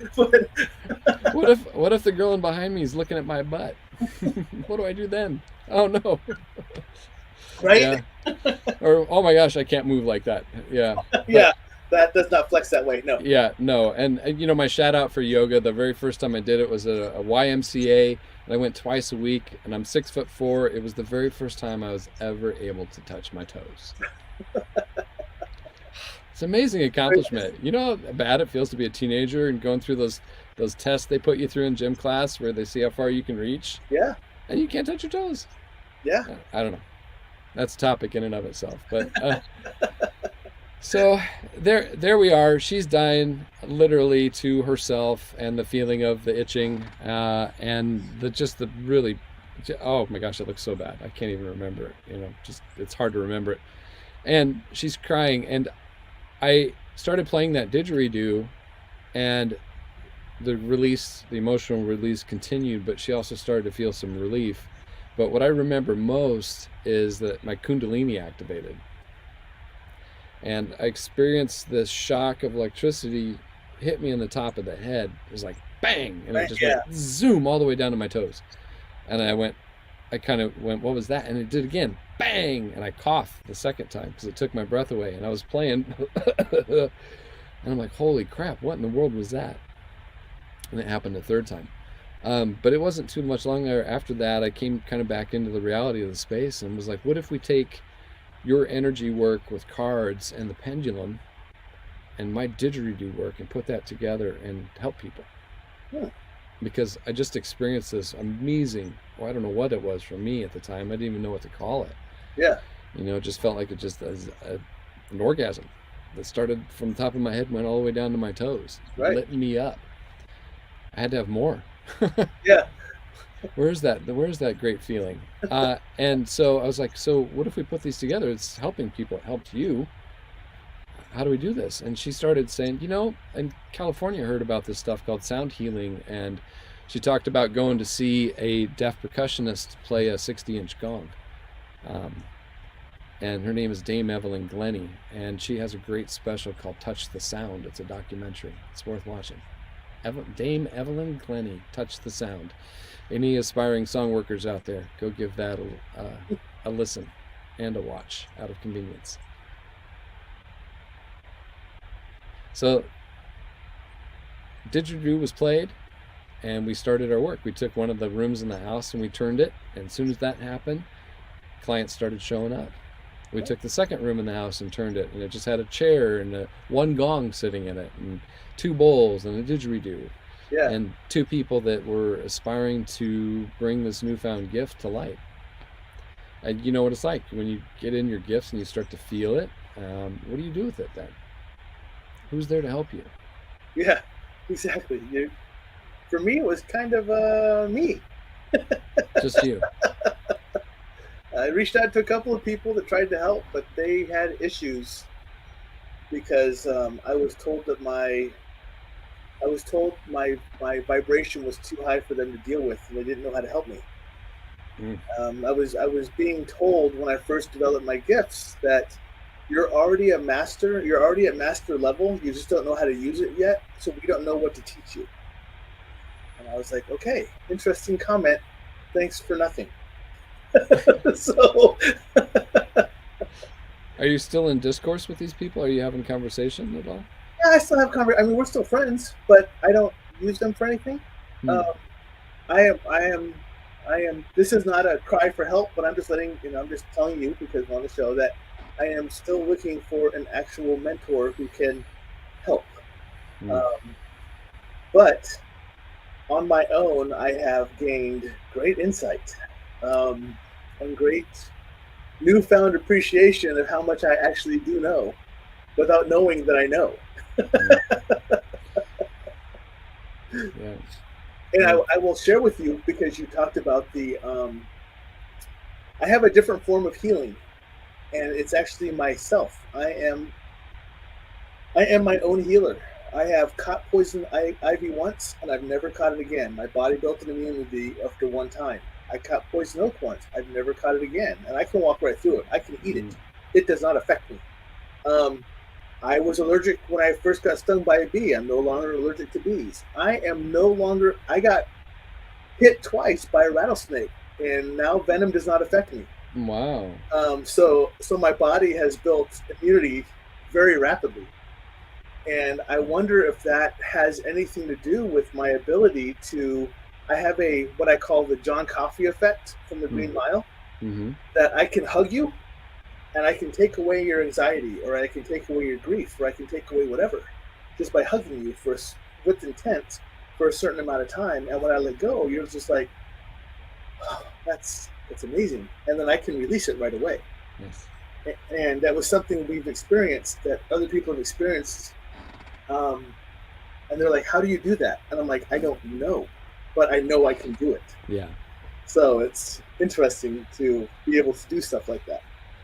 That's good. Have you? It sounds like you've done a little research on it. Um, no, it's just something I have experimented with on others. Mm, I go on paranormal investigations, and people who have have channeled, and they've come out of it and they're just exhausted, mm, and they'll come to me and they'll hug me and they're like, I need help, and I just hug them, and all of a sudden they're like an energizer bunny. They're like, wow, why do I have so much energy? And I go, because you asked me for help and I gave you my energy.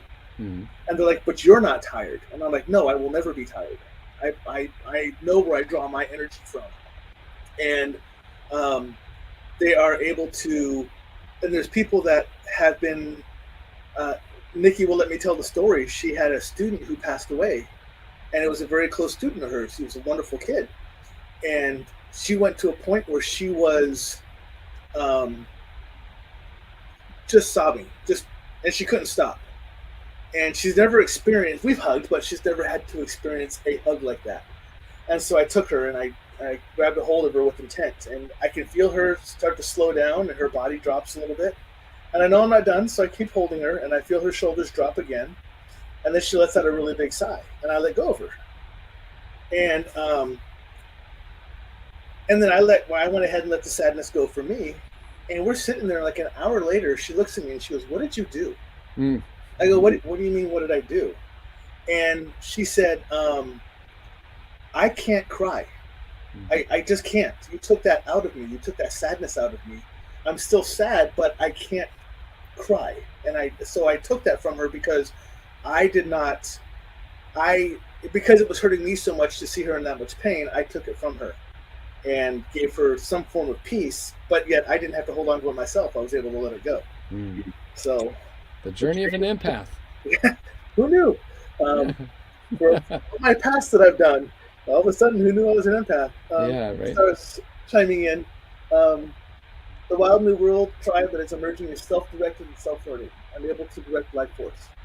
Oh, okay. I never know what to call it.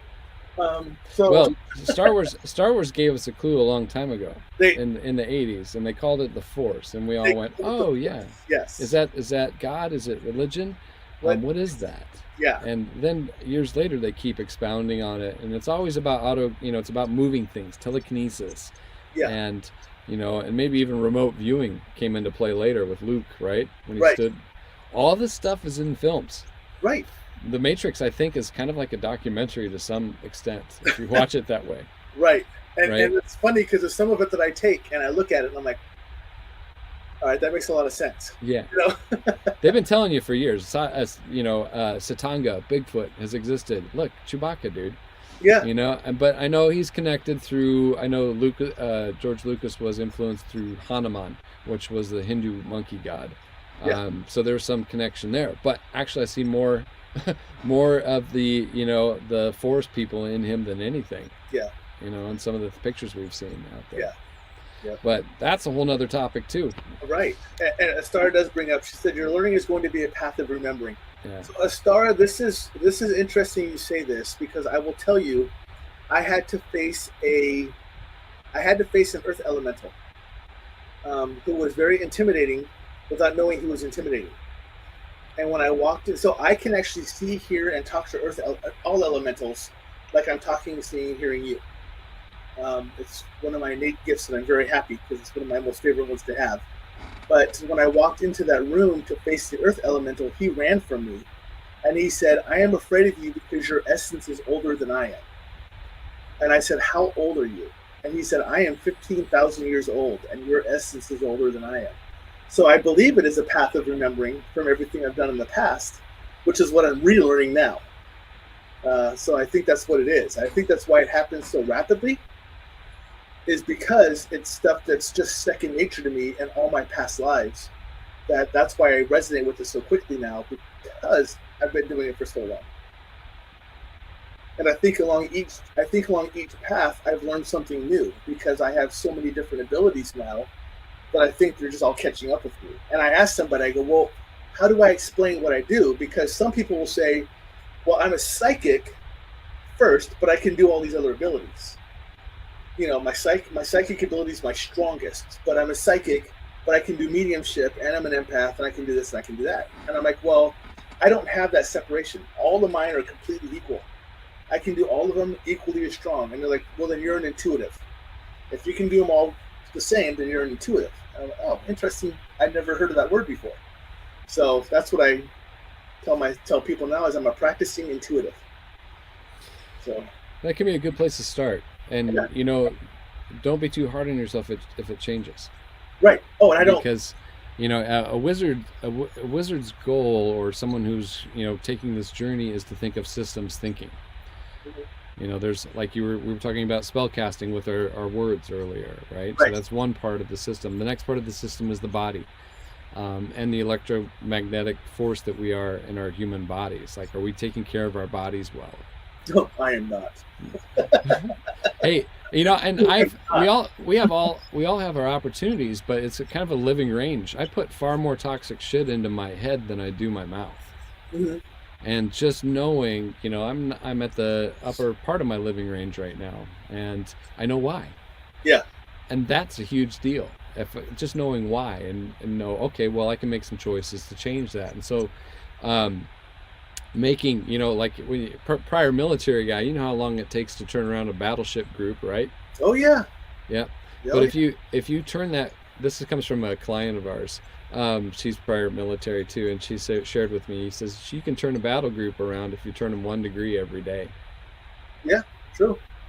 An entire huge armada of ships can do a complete 180-degree turn if you turn it 1 degree every day. I use that same analogy with the SR-71, because I tell people, do you know how long it takes an SR-71 to make a U-turn over the United States? Yeah. And I explained that to them, and they're like, oh my God, that's 3 states. And I'm like, yeah. And then it has to refuel right away. Right. Right. Because half of it is leaked out on the ground. Before takeoff, yeah. Yeah, right. Yes. Yeah. So I think where we were going with it was with the birth of Illuminating Hearts, and how I got involved in sound work. Astara said she saw Evelyn Glennie play this big gong and how it affected her. She's been to some ecstatic dance things. It's where groups of people get together. She's taken me to a couple of them in California, and oh my God. Oh yeah. Wow. Yeah.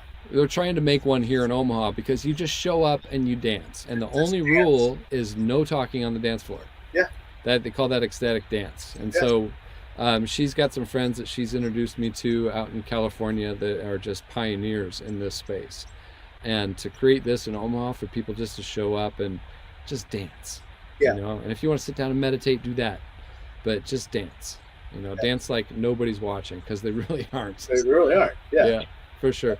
Yeah. And sing too. So the ecstatic dance opportunity is another part of that growth that's available to all of us on our journey, is to try some new things. Yeah. And make ourselves a little bit uncomfortable and step into those places where we're moving, and we celebrate life through song and through body movement. You know? Yeah. So circling back around here, man, I get and then I go off in this way a told little you. bit. Yeah, So that's what we do on this show. I know. I'm trying to keep track of all my threads. So well, again, like I said, I'm not overly worried about it because I know I'm going to have you back on. So we'll do this again. So. Good. We've got many more topics to discuss. Many more topics.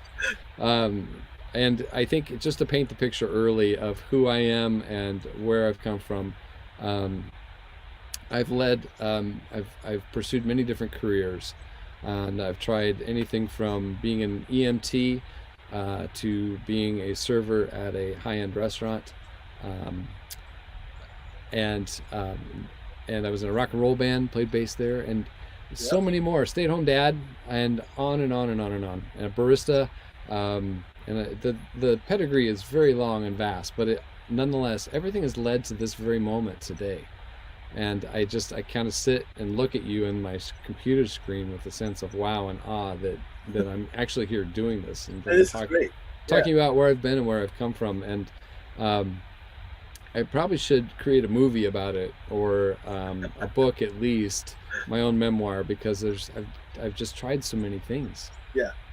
Just tried so many things where, you know, some people went to college right after high school. I was signed up for the Air Force at 19. I did college, and so I graduated high school, 10th grade, did a 4-year university, did 164 credits in 2 years because I had a commitment at the age of 18 to go to the military. So I had finished high school and graduated from Notre Dame University, 4-year university in 2 years, so I can meet my commitment at the age of 18. There you go. So Fast and Furious, right? yes. Yeah.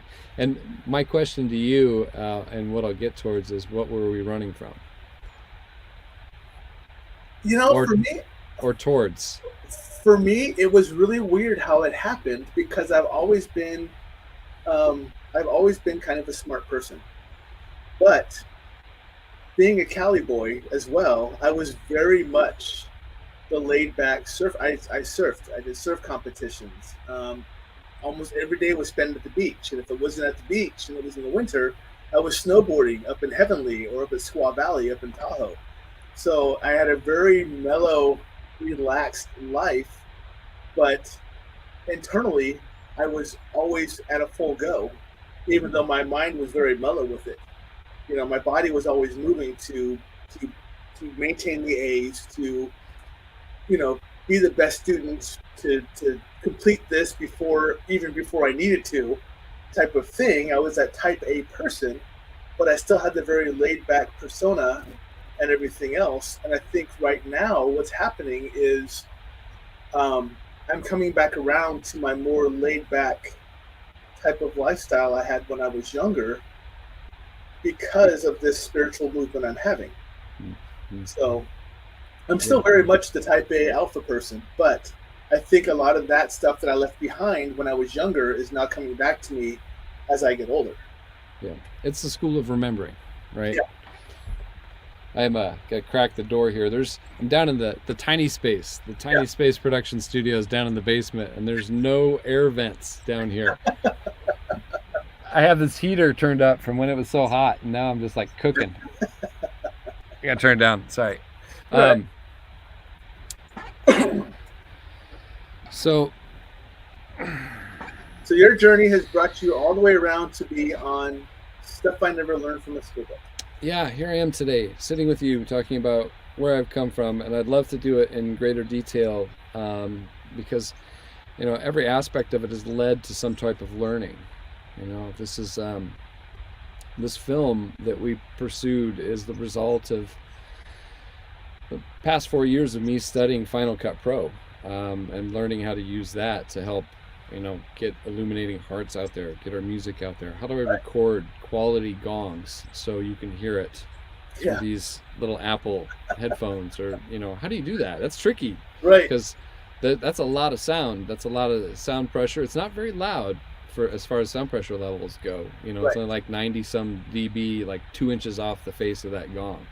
95, and the threshold for pain and hearing is 120. 120, yeah. Yep. But it may be 90, 95, but it's hitting frequencies that your ears don't usually get at that volume. And then they compound. Every time you add a gong, it adds 3 decibels, just kind of like a speaker, when you get into some acoustic laws. But the power of the resonance, it's all about belief. It's all about spell casting, which words you're going to use, the words you're putting in your head. Trusting your dreams and remembering, because that's really what you've been talking about today, is you're remembering. And it's Stara chimed in saying about that too, because there's some schools of thought that this planet, it's all about us remembering how to love each other. Right? And it takes sometimes paranormal activities to show us that things aren't what we think they are. Correct. Yes. And you watch some pretty great films and you get some great ideas, and you surround yourself with great, smart people who are open-minded and not dogmatic, but aren't afraid to look at their dogma and say, maybe we need to change that. Right. So this is the journey of someone coming into their own being and learning to love themselves. Right? Yeah. I think Anita Moorjani said, love yourself like your life depends on it, because it does. Yeah. True. Yeah. So just go for it. You'll be all right. You've 100% survived all of your worst financial crises. You've 100% survived all of your worst breakups and fuck ups and fake ups and everything you've done. We're still kicking. We got it. I just tell people I'm too dumb to know any better. Well, my friend, you can't use that excuse with me anymore. I know your pedigree. Dang it. No more of this. I'm going to hold you to task, my brother. Oh, man. I don't have time for, it's funny, as my friends have changed, as I've stepped into this new way of being, it's like, I don't have time for small talk. Yeah. Don't bore me with small talk. I don't want that. Let's talk about, how do you feel? Yeah. What are you excited about? What were you passionate about today? Tell me about what you're looking forward to. Tell me about what broke your heart last week. Those are the kind of conversations I want to have. Yeah. Plus I also like talking about tech stuff and microphones and acoustics and gongs and cameras and videos and and there's a lot of that stuff that I actually have to learn about because of my show. And it's interesting because I some of my guests, like you and Astara and Bill Slevin and everyone else, they have a techie side to them, which is more than what I have. I mean, I have an understanding, but and I use this live stream to put this on, and I build very simple commercials for people and advertisements for people to advertise the shows. But I learn more and more, regardless of who I have on my show, because they always bring a new aspect to the show. Yeah. And it's really cool to be able to do that through the show, something that I'm doing, and I'm the one who gets to learn. Yeah. So it's really cool. Yeah. And you're imbuing it. You're literally imbuing this resonance. Because Reiki's real. The distance, I can feel you over here. I can feel you feeling me. Right. I can feel when we're connected. I can feel when we're not. And it's part of the fun. I like to put it this way: a good conversation these days is kind of like a jazz song, where we kind of step in, and my job is to make you sound really good. So how can I do that? Yeah. Right. And then you come in and you want to express yourself, and my job is to lay back and listen. And this is one of my big conversations with my friends and Astara as of late. But I've noticed that I never, ever have I told my friends to not interrupt me. and Really? just let me finish, or I need to finish. Yeah. Because with dudes, we'll just talk. We'll come in and go over and around and just exchange and feel it and look at each other and go, oh yeah, yeah, And one of us can say, I'm going to come back and say, but I have yet to tell you, Tom, you never let me finish. Yeah. True. Right? Yeah. And that's an interesting thing to look at. We can only do that with our beloved and those that we're really super vulnerable with, because we're trying to work out, our unfinished business. Yeah. But what, in friendship is just a jazz song. Yeah. We're all going back and forth and sharing. And sometimes I speak in paragraphs. I think I saw a clip where Joe Rogan was accused of speaking in paragraphs. And I was like, that's pretty fucking funny. And I tell people that I actually speak. There's a lot of times I speak in small words, short sentences, because I work with officers. Yeah.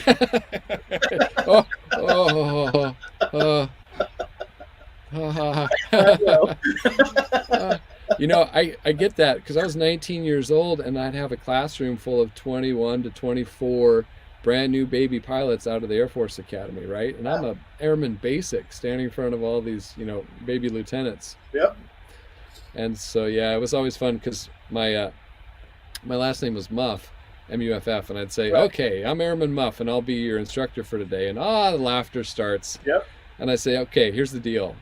I've heard them all, but if you think you have a new one, you can meet me after class. And if not, we'll take it out to the pea gravel and I'll swing you to do parachute landing falls until you just can't stand up anymore. Yeah. Yeah. Oh my goodness. Yeah, there's a giant machine outside the building that you get in this harness and swing off of, and make a couple, and down you go. We let you go with the rope. But I have my jump wings. Yes. That was one of our things we had to do, was jump. Lots of that. Many times. Yes. We got to talk, because I've done lots of parasailing over open fields with a round chute, running behind a pickup truck and 300 foot of rope. They go boop, they throw it up in the air, and up you go. I haven't done that, but I have bungee jumped out of a hot air balloon. Oh, really? That's and actually got close enough that I had to push myself off the back of a cow. Wow. That was amazing to watch the cow not know I was above him and take off running across the field. Wow. It's never the fall that kills you. It's always a sudden stop at the bottom. Right? Yeah, I will always be the first one at the site of the accident. Yeah. Did you ever once, while you're going down, do you think to yourself, boing? Oh, boing? When's the boing? Where's the boing? Right. Why am I waiting? No, all I know is on the way down I was screaming, cow, cow, cow, cow, cow, cow, cow. Yeah. Okay. We had a foreign exchange student doing the parasailing, because we did a cross training. We had some Turkish students, and there's these devil's head cactuses that there's these little mounds in West Texas, right? You can eat them. They taste really good. We dig them up and show them for survival class. But they're just kind of little bulbous, but man, are they spiky. You've hit one? SEER instructor for 3 years. Yay! We have lots to talk about that too. Dang. Yeah, that's a whole nother show in and of itself. It is. Yeah, that was really intense. There's a better way to do that, I think. I loved it. But of course. I went through them all, and then I had to teach it, and it was fantastic. Yeah. It's always good to be on the other side of the box. It is, yes. Yeah. Or the outside of the box, as you Well, except I bet there's I was thinking about this the other day too. Even interrogators have their own significant amount of post-traumatic stress. Yes. Because they're doing bad things to good people. Yes. And I always told people that I was doing bad things to bad people. But during that time frame, I was doing very, very bad things to very, very good people to make sure that the very, very bad people cannot hurt the very, very good people. Right. So well, I've got some very, very sticky memories about that very, very, very interesting experience. Yeah, when I was doing some of the briefings, and I would introduce, saying, "Well, I did 3 years SEER instructor," and a lot of people were like, "Oh, I knew I recognized you," and I'm like, "Sorry." Yeah, that happened a lot. Yeah. Well, that's a whole nother conversation too, but I won't bog this conversation down with the resonance of that experience. Sorry, people. We kind of zoned off. Holy buckets. Yeah. Holy indeed. Yeah. It's still, that's one of the things I try to find a good relationship with, Yeah. is that experience. So, Yeah. anywho's it's hey, so Star and I are together, and she's talking about Evan Glennie playing the 60-inch gong, and I'm Right. like, what's this all about? And so we start looking up gongs online, and we're sitting at Blue Line Coffee, one of our favorite coffee shops in Omaha, and we're sitting there, and all of a sudden there's a 402 number that comes up around this place called Gongs Unlimited, and I'm like, get out of here, they're in Nebraska. Okay, and so you used language earlier about probability and Yeah. statistics, right? Yep. Yeah, in this world, once you step into this pragmatic mystic world, there is no more of this coincidence. Right. No more. What are the Right. chances? You know, Oh yeah. It's you're yeah. you're saying it because you're surprised, but you're not, because you know it's coming. And because you've manifested to happen. Right, Yes. right. The power of creation is in your hands. Yes. You baby God, you. Yes. Exactly. Yeah. So we start playing with gongs, and we did Benson First Friday, and we, started practicing our craft and learning, and we've been doing it now for 7 years. And it is so very helpful. Resonance medicine is the medicine of the future. I promise you that. Yeah. Because nothing will heal your heart better than to have someone sing to you a cappella and not know you. Yeah. But you can feel that energy. That is like heavy Reiki right there, ladies and gentlemen. Yeah. Sing. Use your voice. You are the most finely tuned instrument on this planet. Get in there and let her rip. Yeah. Do you sing? Poorly, yes. Yeah.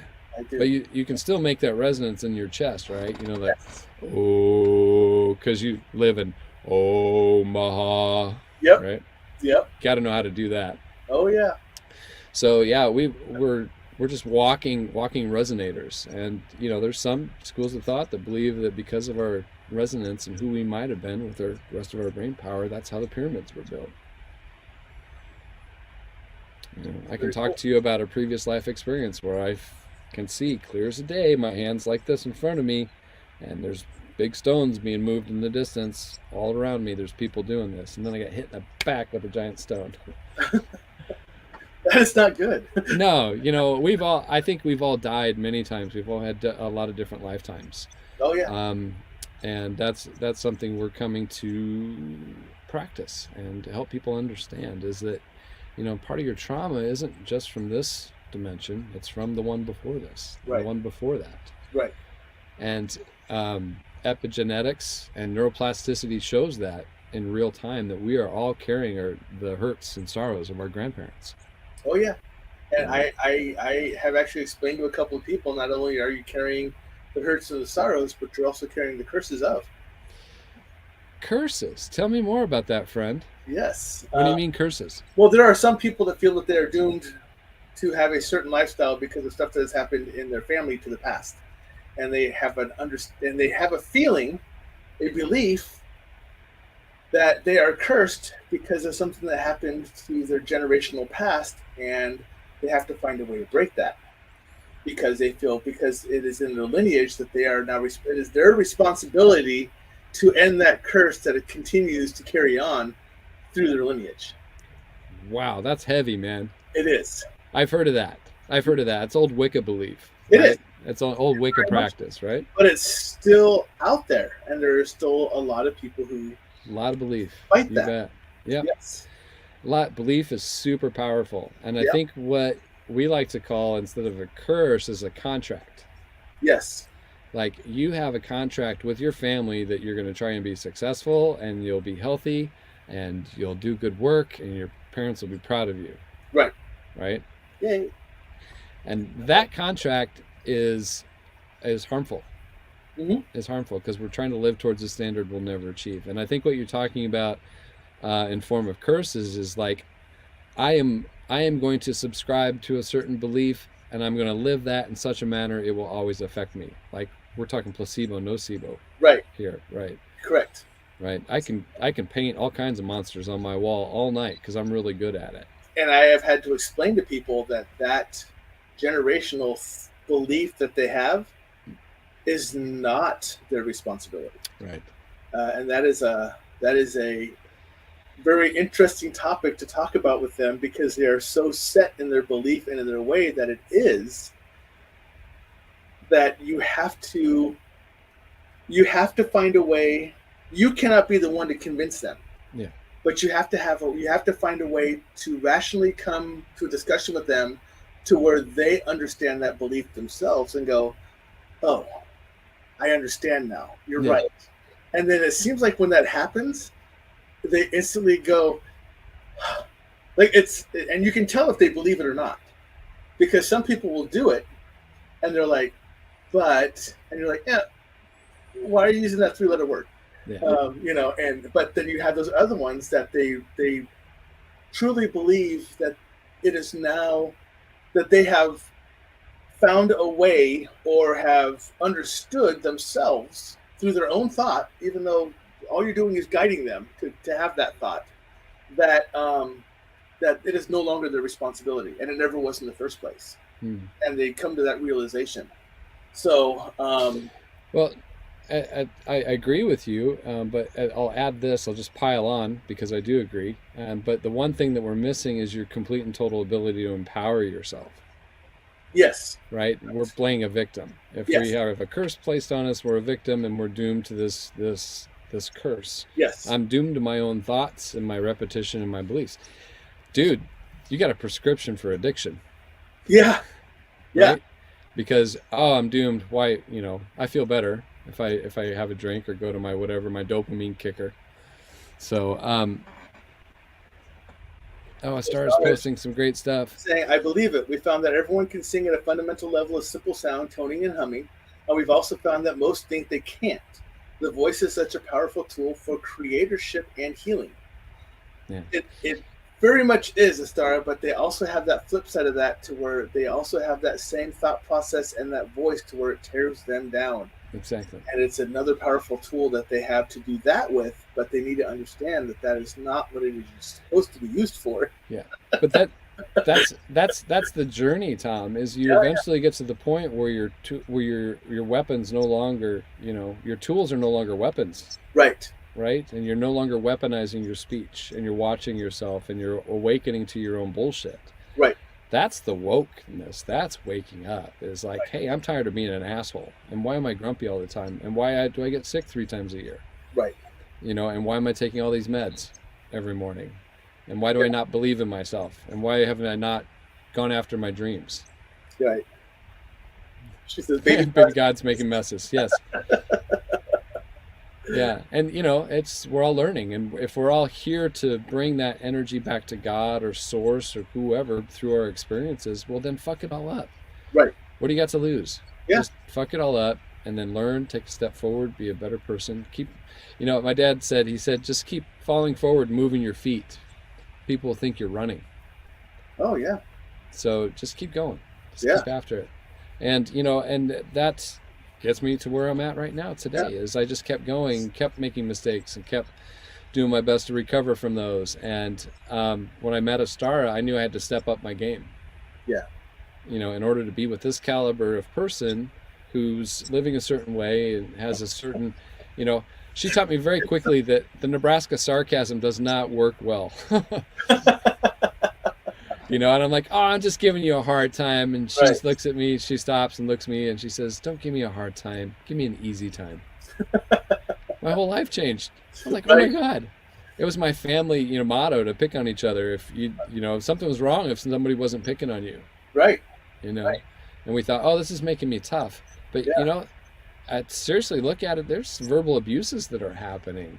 Yeah. And these little short jabs and stuff that's moving sideways in our families. And we're saying, oh, that's okay. That's the way they are. Right. But that's why all this epigenetics and the heritage, you want to find out about how you were raised, ask your dad if he remembers his dad, or your mom if they remember their mom, and have them tell them stories about that. And it was tough. Yeah. It was tough. And you come from a ginormous family, man. You got stories for miles. I come from a ginormous family, and I will tell, I don't know how many people know this. I come from a ginormous family, but I am in touch with none of them. I don't blame you. So I don't blame you. just Yeah, not. that's Yeah. a lot. That's a lot of family dynamic you'd have to face into, and I Yeah. don't know. Someday maybe we'll talk about that in depth, and I'm going to get to the get to the essence of that feeling, Yeah. because that's important. Family's important, but yet it's not, Yeah. right? Because you have to realize you have to do this for you. Christy, at one point during the movie, she says that there was a point where I realized I wasn't writing this book for my family. I had to do it for myself, Yeah. and it was part of my healing process. Right. Family's very important. I'll digress, and before I get, Yeah, they somebody are. calls me on that, No, no, because it's true. my family and my extended family has raised me. My military family raised me. My family in schools as a substitute teacher raised me. My family as an EMT, and my four marriages.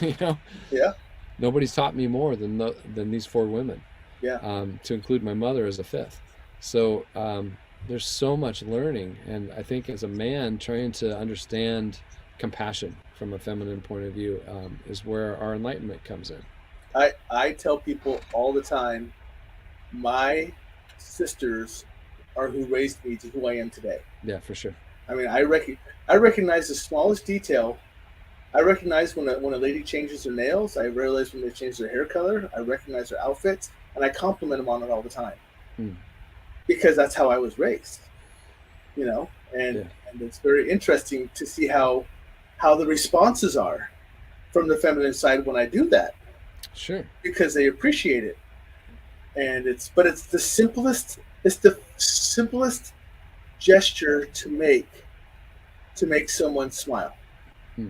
You know, I Nikki will tell you, total strangers, we'll be out somewhere and I'm like, wow, I really like your nails, and they instantly brighten up. They're like, oh, thank Yeah. you, thank you, Yeah. and it's something like that, and it's amazing how simple it is just to make that small part of someone's day better. Yeah. It's sound healing, brother. Just by You're doing sound healing with that series of words. You're recognizing someone for their altar. Yeah. You're finding beauty, and you're using your voice to recognize that. Yeah. And sometimes, one of the things I first did, Astara used to take me with her on her business trips, and we were in Harvard, and she was doing a lecture there about sustainability or something. I'm walking around all these shops, and I'm new at this, right? I'm new at meditating. I'm new at, just believing in myself and believing in possibility. So I'm walking around with this giant smile on my face. right. Every shop I go into, I get this huge smile on my face, and people are like, "Why are you so happy?" I'm like, "Because I'm just doing it. Right. I'm Yeah. just doing it. I'm just deciding to leave this little trail of hearts behind me everywhere I go." Yeah. And that's resonance. You don't have to say anything. You just Right. bring your heart. Well, Be the love in the room. we try to figure out, Nikki and I try to figure out, and we still don't have an understanding of it, but wherever we go, I don't care what country we're in, kids will always stop and stare at me and smile and wave. Well, it's because they see you. You're Magic Huggy Bear. And right? And I'm like, apparently to everybody, I look like the Harley Davidson Santa Claus. Yeah. So cool. But the parents don't see it that way. There's been so many times when a kid will stop and they'll just stare at me and they'll wave and I'll wave back and the parents are like, no. And they'll like guide their child away from me. Like I'm some kind of big scary person. And I'm like, wow, what does the kid see that the parent can't? Yeah. What at what point in that life do you go from being that innocent child that sees this guy as a big cuddly person to the parent who's afraid of that guy who the kid sees as a big cuddly person? Yeah. It's a good question. Is it a rhetorical question? I think I have an answer. It's a rhetorical question. So. I always think about things like that.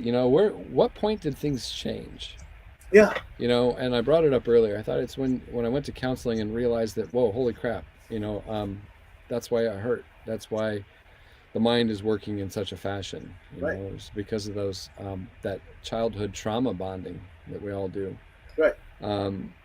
Dr. Gabor Mate's got a great book out. I haven't touched it because it's about that freaking thick, but it's called The Myth of Normal. But you can catch him just about on any podcast out there. Dr. Gabor Mate, The Myth of Normal. And I didn't know the last name. Mate, I think. I don't know. Star will probably jump in and save me. Probably. Here. But I can use my Google machine. But Gabor, Gabor. OR. Yeah, Yeah. you'll find him. It's funny, you watch people cycle through. If you're a fan of any of these Oh, podcasts, she is. Yeah. As fast you'll as you can say it, she types it. there she is, Mate. Dang, Yep. Perfect. Thank you. she's awesome. I don't know how I do know how. I find myself saying I don't know how I got so lucky, but every time I start to say that, I say I do know how. I know exactly how, because I remember sitting in the front seat of a pickup truck driving to the work site with a friend of mine. We were building decks in Omaha, and I said, I'm kind of tired of this internet dating thing. I'm 42 years old. This dating's really tough, Right. because I'm living in my parents' house. I'm trying to recover from a divorce, trying to get my feet back underneath me, figuring out how to be different Right. than I have been for 40 years. Yeah. And, running into that level and caliber of person, and deciding to make all the changes you have to in order to stay there. It's a journey, man, but it's so empowering. It's empowering. So The Myth of Normal by Gabor Mate is his latest book. Yep. So there you go. Dang. So yeah, and we're sitting in the front of this pickup truck, and I said to him, I'm so tired of this dating scene. I'm looking for a woman who's not from Nebraska, who's got distant family, who is musical, and I listed off all these things, and he's like, man, that doesn't exist. And I said, she does, because I do. Right. So, and then here she is. Not too long after that, we were at the same party the night before we actually met, and we never met at that party. Wow. Yeah. Yeah. So from then on there, we just decided that we needed to work together, and how do we go about doing that? Well, we have to create our dream jobs, because you'll never find it. You got to create it. So just do it. Yep. Stop waiting. Just get out there and do it. Yep.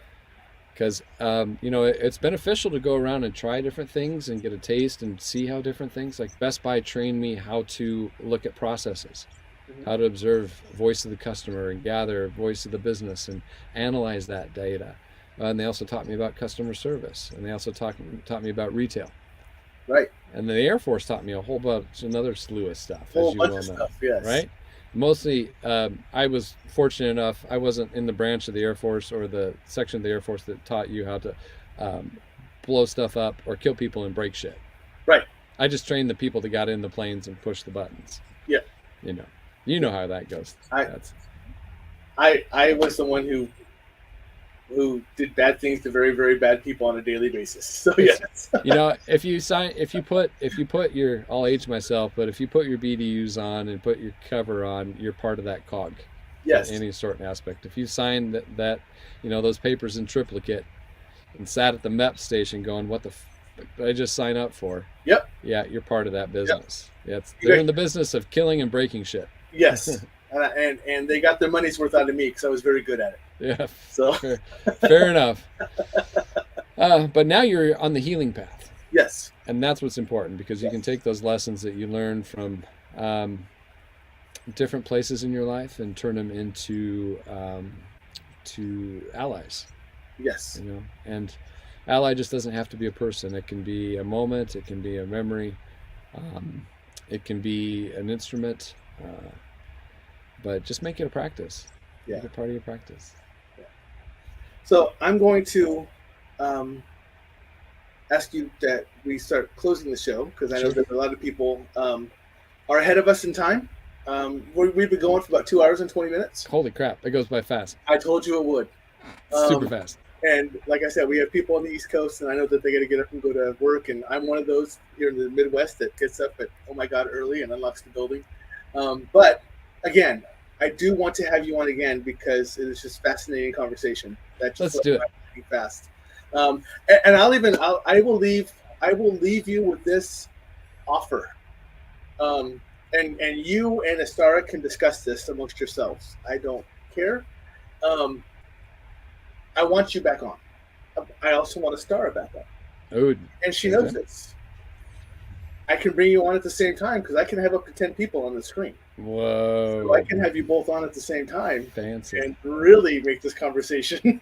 Oh, yeah. It'll really blow up then, man. Right? If you add her fireworks to this mix, for sure. Correct. And I've had both of you on. Thanks, Jolene. I've had both of you on separately, and I think it would be great to bring you both on together. Ah, I love it. And I think the experience the audience would have with your two dynamics together would really help explain how phenomenal you two are together, because people don't get to experience that unless they actually see you two together. Mm. It is not something that I can put into words, regardless of how many syllables I use or how many different terms of endearment I use. It is not something that words can explain, and it is a phenom amongst itself that you have to be able to experience. Um, Thanks, brother. because I really think I really believe when I have both of you on at the same time, the audience will have no choice but to listen and to smile. Yeah. I don't think they can be I don't think they can be in a bad mood listening to you. It's just not possible.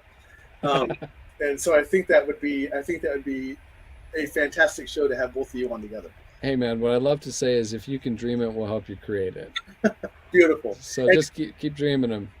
but on that note, also, I also have to have you on separately again at some point too, because we still have so much to talk about. Oh, man. We just barely cracked the surface. I can't believe how distracted I got on my topics. That's me. My I'm bad. looking back. I'm looking back on this progression. I'm going, oh, I left that open. What? I do that. I do that to all my. You can ask any guest I've had, even Astara. I had her distracted. Yeah. We had squirrel moments, and I have the great ability. That is one of my powers. That is one of my superpowers, to have squirrel moments and make them happen live, right here on camera. Hey, brother, I'll do it with you. We'll just kind of make these hard right turns and drop out of trees and chuck nuts at things and, treat it like a jazz song. Well, I want to. I don't want to close this out though without showing you this again, right here. Meet Orion. Yes. Go out there, take a look at this. You've talked now for a little over 2 hours, and we have not even scratched the surface of the surface. Oh, so much to talk about. And going out there just to read his bio and what he has gone through and what you are going to and what is coming up next by looking at the Illuminating Hearts site is just a journey on its own. And it is fantastic. And people need to learn and appreciate what you two bring to the table and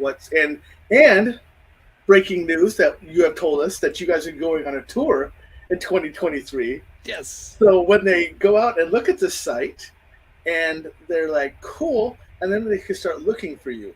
Yeah. When everything comes out. And they'll have the webpage to look at when dates and times will be posted. And we'll probably have the movie with us on the road, and we'll be showing it in a theater near you and all kinds of fun stuff. And here we go. See, many squirrel moments, and then even a star squirrel. So dang, I didn't have my squirrel down here. Vicky's saying, great to have you on, Orion.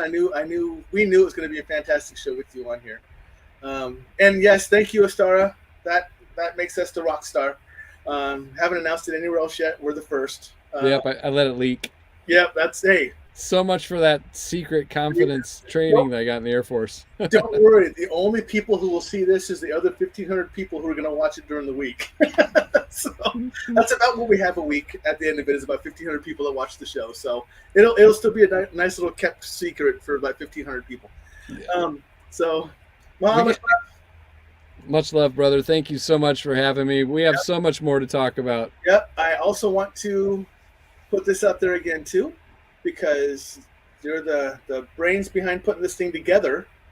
We are not alone. There's the trailer. Like I said, 2 minutes, 7 seconds. Take your 2 minutes, 7 seconds. Go click on this video right here. Take a look at it. And again, if you're in the area here, or if they're going to be taking it with them during 2023, there's your link for it right there. It's out on Facebook right now. You can go out there and take a look at that. If you're in the local area here in the Midwest, come take a look at it. See if tickets are still available. You will not be disappointed at all in any way, shape, or form. And that 2 minutes of trailer will let you know you will not be disappointed at all. It is. I am overly excited to see this. I have been anxious about it since Astara kind of let it slip. when when the production may be ending and when we may be able to start experiencing and everything else. Yeah. So that was fantastic to get that insight as well. So now you're both to share news. So that's good. But yes, I'm very much anxiously looking forward to seeing it. So again, I very much appreciate you being on. I appreciate Astara being in the audience and helping us out when we needed it. She was a huge help. Thank you. She always is. We love Astara. But again, thank you. I will definitely be talking to you again shortly in the future, so we can set up our next appearance and when we can have everyone on. And I'm just curious because I want to talk to you offline, anyways, about some stuff. So, but and then, like I said, we already got tickets, so we'll definitely be at the show. So, well, thanks for inviting me here today, and I look forward to coming back in whatever capacity we can create together. And definitely look forward to being on here with Astara. We'll really mix things up a little bit. Yeah, that will be fantastic. The audience won't know what's coming up with them at that point. You know, just hang with us for about an hour. We'll have you believing in yourself and chasing after your dreams. No big deal. It's fantastic. So thank you again. I appreciate it. Much love. And I will be talking to you shortly. All right, brother. All right. Yeah. Be well. Yeah. All right, everyone. That's my show. I want to thank again Orion for being on here. He was an absolute fantastic guest. Astara, thank you for chiming in and being with us. It's always fantastic to have you around. I was very, very appreciative to see you before we even started the show when you popped in to say hi. So I really appreciate that. For those people who are curious about next week's show, I am going to be doing a show on the 28th, but I do not have a guest on planned. This is going to be the free-for-all that we do about once every 4 to 6 months, to where if you've had experiences or you want to ask questions about paranormal or UFO or cryptid or anything else that you want to know, interdimensional travel, parallel universes, multidimensional travel, time travel, whatever else, you had an experience that you want to ask questions about, anything else, this is a free-for-all. Remember, I will be posting the link next week out here. As long as you have audio and video, I can bring you into here. And like I said earlier, I can have up to 10 people at once. So get your questions ready, get your statements ready, get your experiences ready. Come out and see us next Monday. Other than that, you want to know where to find me. If you don't already know, there's all my stuff again. Right there, facebook.com, Stuff I Never Learned from the Schoolbook. Twitch is Twitch TV, Stuff I Never Learned. And YouTube is now youtube.com @Stuff I Never Learned. So come out and take a look at us. Share this out with your friends. Hit a like button. Hit a share button. I just want to grow this community so everybody gets part of it and know they have a place that they can come to and talk comfortably and not feel pressured or feel like they're going to be made fun of or feel ridiculed at all. This is a very open, comfortable space that I want people to understand that this community is designed for everybody. So come on out, visit us. I will see you next Monday. Much love. Have a great week. Stay safe, and I will talk to you soon.